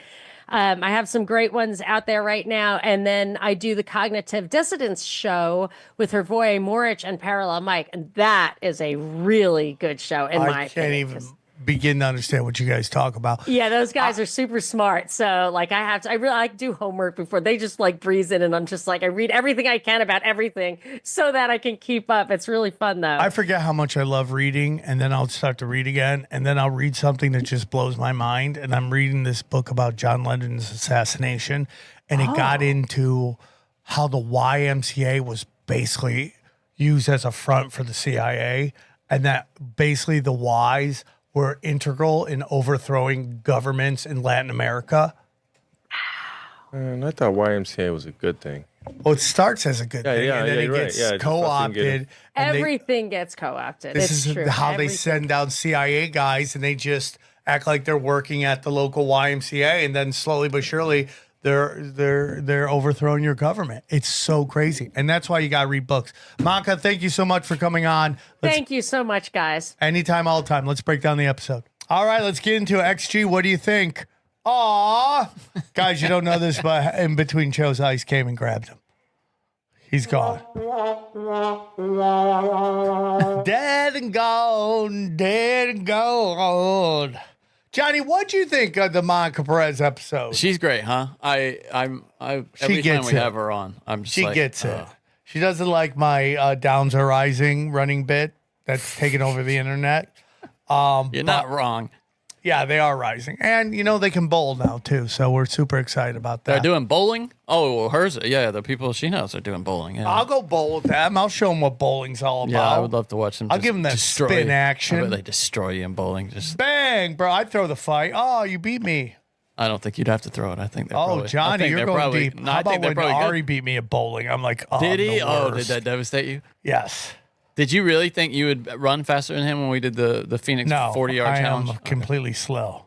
But you thought you'd beat him. in Ari bowling. is genetically superior to me, for sure.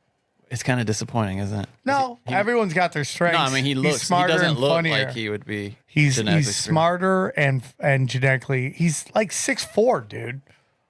Yeah, but the talk can come with gangly and uncoordinated. But Yeah, someone said he got secretly married. really, Yeah, which is weird for Ari. I haven't kept up with Ari unfortunately since he moved. So we'll see. I thought it was a great episode. Monica is wonderful at deep research. I wonder if she'd call herself a black pill. I don't think she is. I do think she thinks some stuff is inevitable, which is fine, but I think at the end of the day, she's right about a lot of stuff. She's come on here and said stuff a long time ago that's playing out right now. And I think she's great at it. And I'm glad her house was saved. Yeah, Because she, her and her husband are great people and they're doing the Lord's work. So I find her very interesting.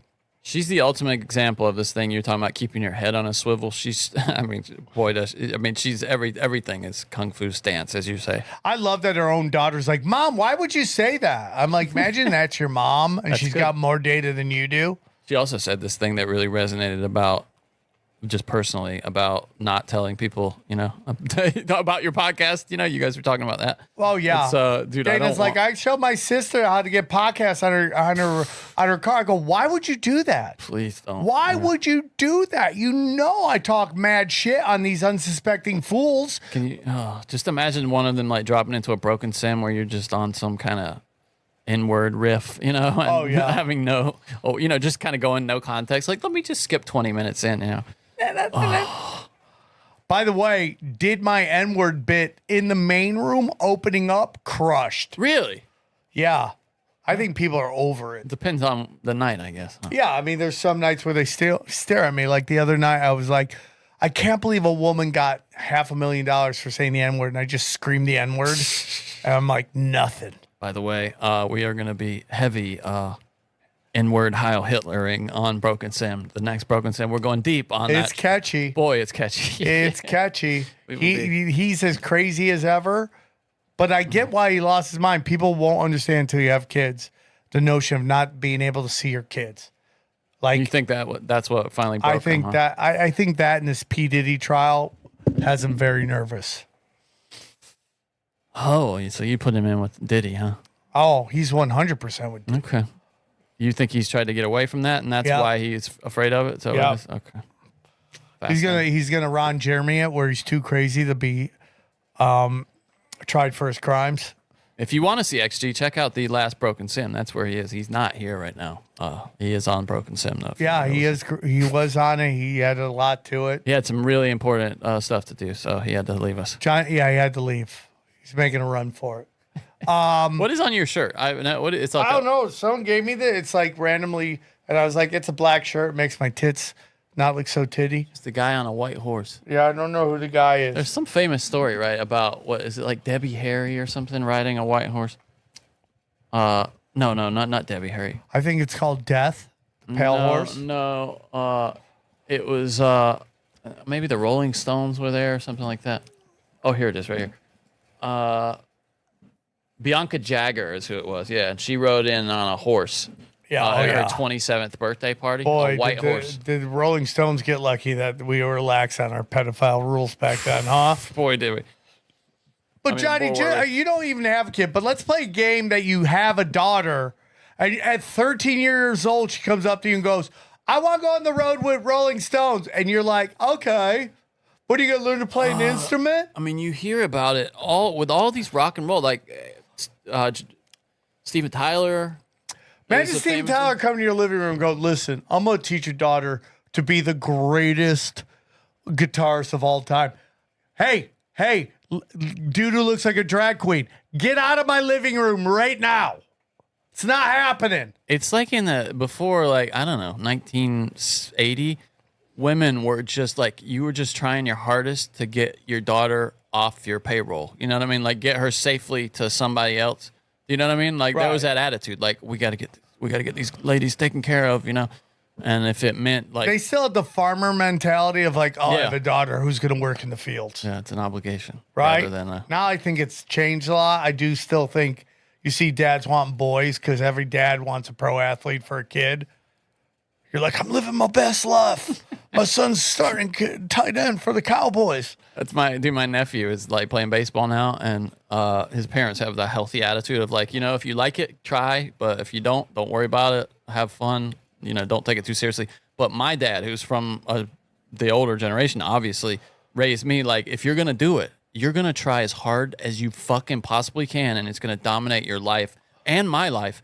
And my dad went to see my little nephew, 7, like a couple games, and he's like, I don't know why he's doing it if he's not taking it seriously. I offered to help him, and I'm like, Dad, stay as far away from that child as you can. Let him live his life. It was the worst memories of my childhood was spending, like being up till midnight practicing baseball. There is something about being born, not to, this applies to your family, but in general society, being born with not and just working your fucking ass off and having these tiger moms or having these parents that are like pushing you. You show signs of that you're really great at it, and they just go all in and helping you. I know what you mean. But have you ever talked to the people who were like that? And most of them like talk about how miserable it was too. Right. Like, and how it traumatized them. Well, there is something like, am I going to rob you of your childhood? Exactly. Yeah. They feel like they had no childhood. Like the savants in like music and stuff who really go into like proper classical music, you know, or tennis, you start tennis early, dude. Yeah. Really early. Golf. And it just dominates your especially childhood. female tennis. Like, you have these 14-year-olds just murking these 30-year-olds. Well, they're in their prime, in their teens. And then once they get into their early, mid, late 20s, you know why? it's over. Because you're meant to be at home with a kid. It's curious. Yeah, that's interesting. Huh. That's why when they say you have a kid, your nature kind of dims your looks a little bit. So you're not out there fucking prancing. Turns the lights down just a little. Turn it down. Even though I find moms hot. It does happen, though. That's a real thing. Yeah, and it's just like there's a reason for that. You're meant to stay home with the kid. There's some women that are like genetic super freaks that can get away with it. But yeah, Raquel Welch. Yeah, like Olivia Munn has had a kid and just, ugh. Yeah, but if you're that rich, you're doing everything to fight it. Yeah, that's true. You're doing cucumbers on your eyeballs. You're doing some kind of deprivation chamber or She's some in shit. this show with John Hamm now that's pretty good about, I think it's called like Your Friends and Neighbors or something, where he's There's so much television. Oh, there's so much, dude. How do you watch any of it? He's like a executive type, and he loses his job, and to fund his life and his divorce, he starts stealing shit that the rich people in his neighborhood wouldn't notice was missing, but is valuable, like $300,000 watches and shit like that. It's pretty good. All right, dude, I like that. I thought it was a great episode. I think time. Monica should be in the discussion of Mount Rushmore. Absolutely. I think. Do we have a woman on Mount Rushmore? We don't. Right? Yeah, we should get her on. We there. don't. We don't. I'm we lobbying. Don't. I've become the official Monica You're the Perez feminist lobbyist. of tinfoil hat. Oh no, I don't. I'm not a feminist. Let's Sam, not go but- crazy. Stay home. But I do think just to get a quota. So I've said this before, and I'll say it do it. again. Like, female comics are like white athletes, right? The ones that are great are just legendary. Yeah. And there was this young door woman at the Comedy Store. Her name is Catbird. I don't. Now she's there. She's there now. Catbird. Her name is Catbird. That's not real, but okay. Okay, but No, I mean, sometimes I wish I would have came up with a fake name. And that way I could just gone. Yours already sounds like a fake name though, like Sam Tripoli. Yeah. I love my name, but I wish I would have came up with something else. When I was young, I wanted my fake name to be Rex Augman because it was my Stacey Augman. Stacey plastic Augman. man? Yeah, was the second part, and then the first Rex part was Chapman? my name, neighbor who I love to death, Rex Frenberg. A good name, Rex. Yeah, Rex Augman. I wanted to be called. And Plastic Man put me in a headlock at a Falcons game one time. He was Oh, sitting really? behind me, yeah, with his girl, and he was rooting for the Falcons for whatever reason. I don't know. And when Jake Delhomme threw an interception, and he just put me in a headlock. and you're like, okay, I would normally hate if this was anybody else. Don't kill me, please. Yeah, Don't kill. But she went up there and crushed. She went up there and Catbird, shout out. Catbird crushed in front of her mom. But it becomes this thing kind of where it's like women now can see that it can be funny. So more of them are doing it. At Catbird with a K comedy on Instagram. She's great. She's great. But the whole point of that is, and then you see these female comics from my generation just right after me that were all anti-kid, just now rushing to have kids, right? Like Whitney had kids. Had a kid, and she was so anti. I don't know if she was anti-kid, but she would tell younger female comics, "It's going to hurt your career if you do it." And then she goes in like, That's privilege, isn't it? Being able to do it later. A lot of people, because that takes some kind of medical intervention. Lots of times, yeah. Well, there's this whole theory that feminists destroys the fact that they've made women want to just go out there and sling pee all over the place during their most fertile years, Yeah. and then it becomes this rush. And, physical beauty is like physical athleticism, and it can fall off a cliff very quick. And, again, it gets into this whole thing where it's like women think men have all this privilege, and you're like, well, there's a thing called the wall. And when you hit it, Yeah. right, it shows you the privilege that you had.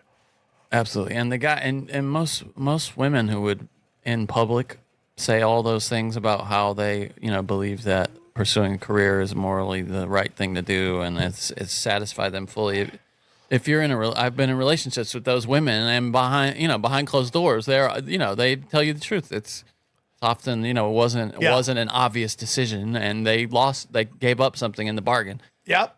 Anyway, I feel like us talking about that, us two one arguably white guy, and then me.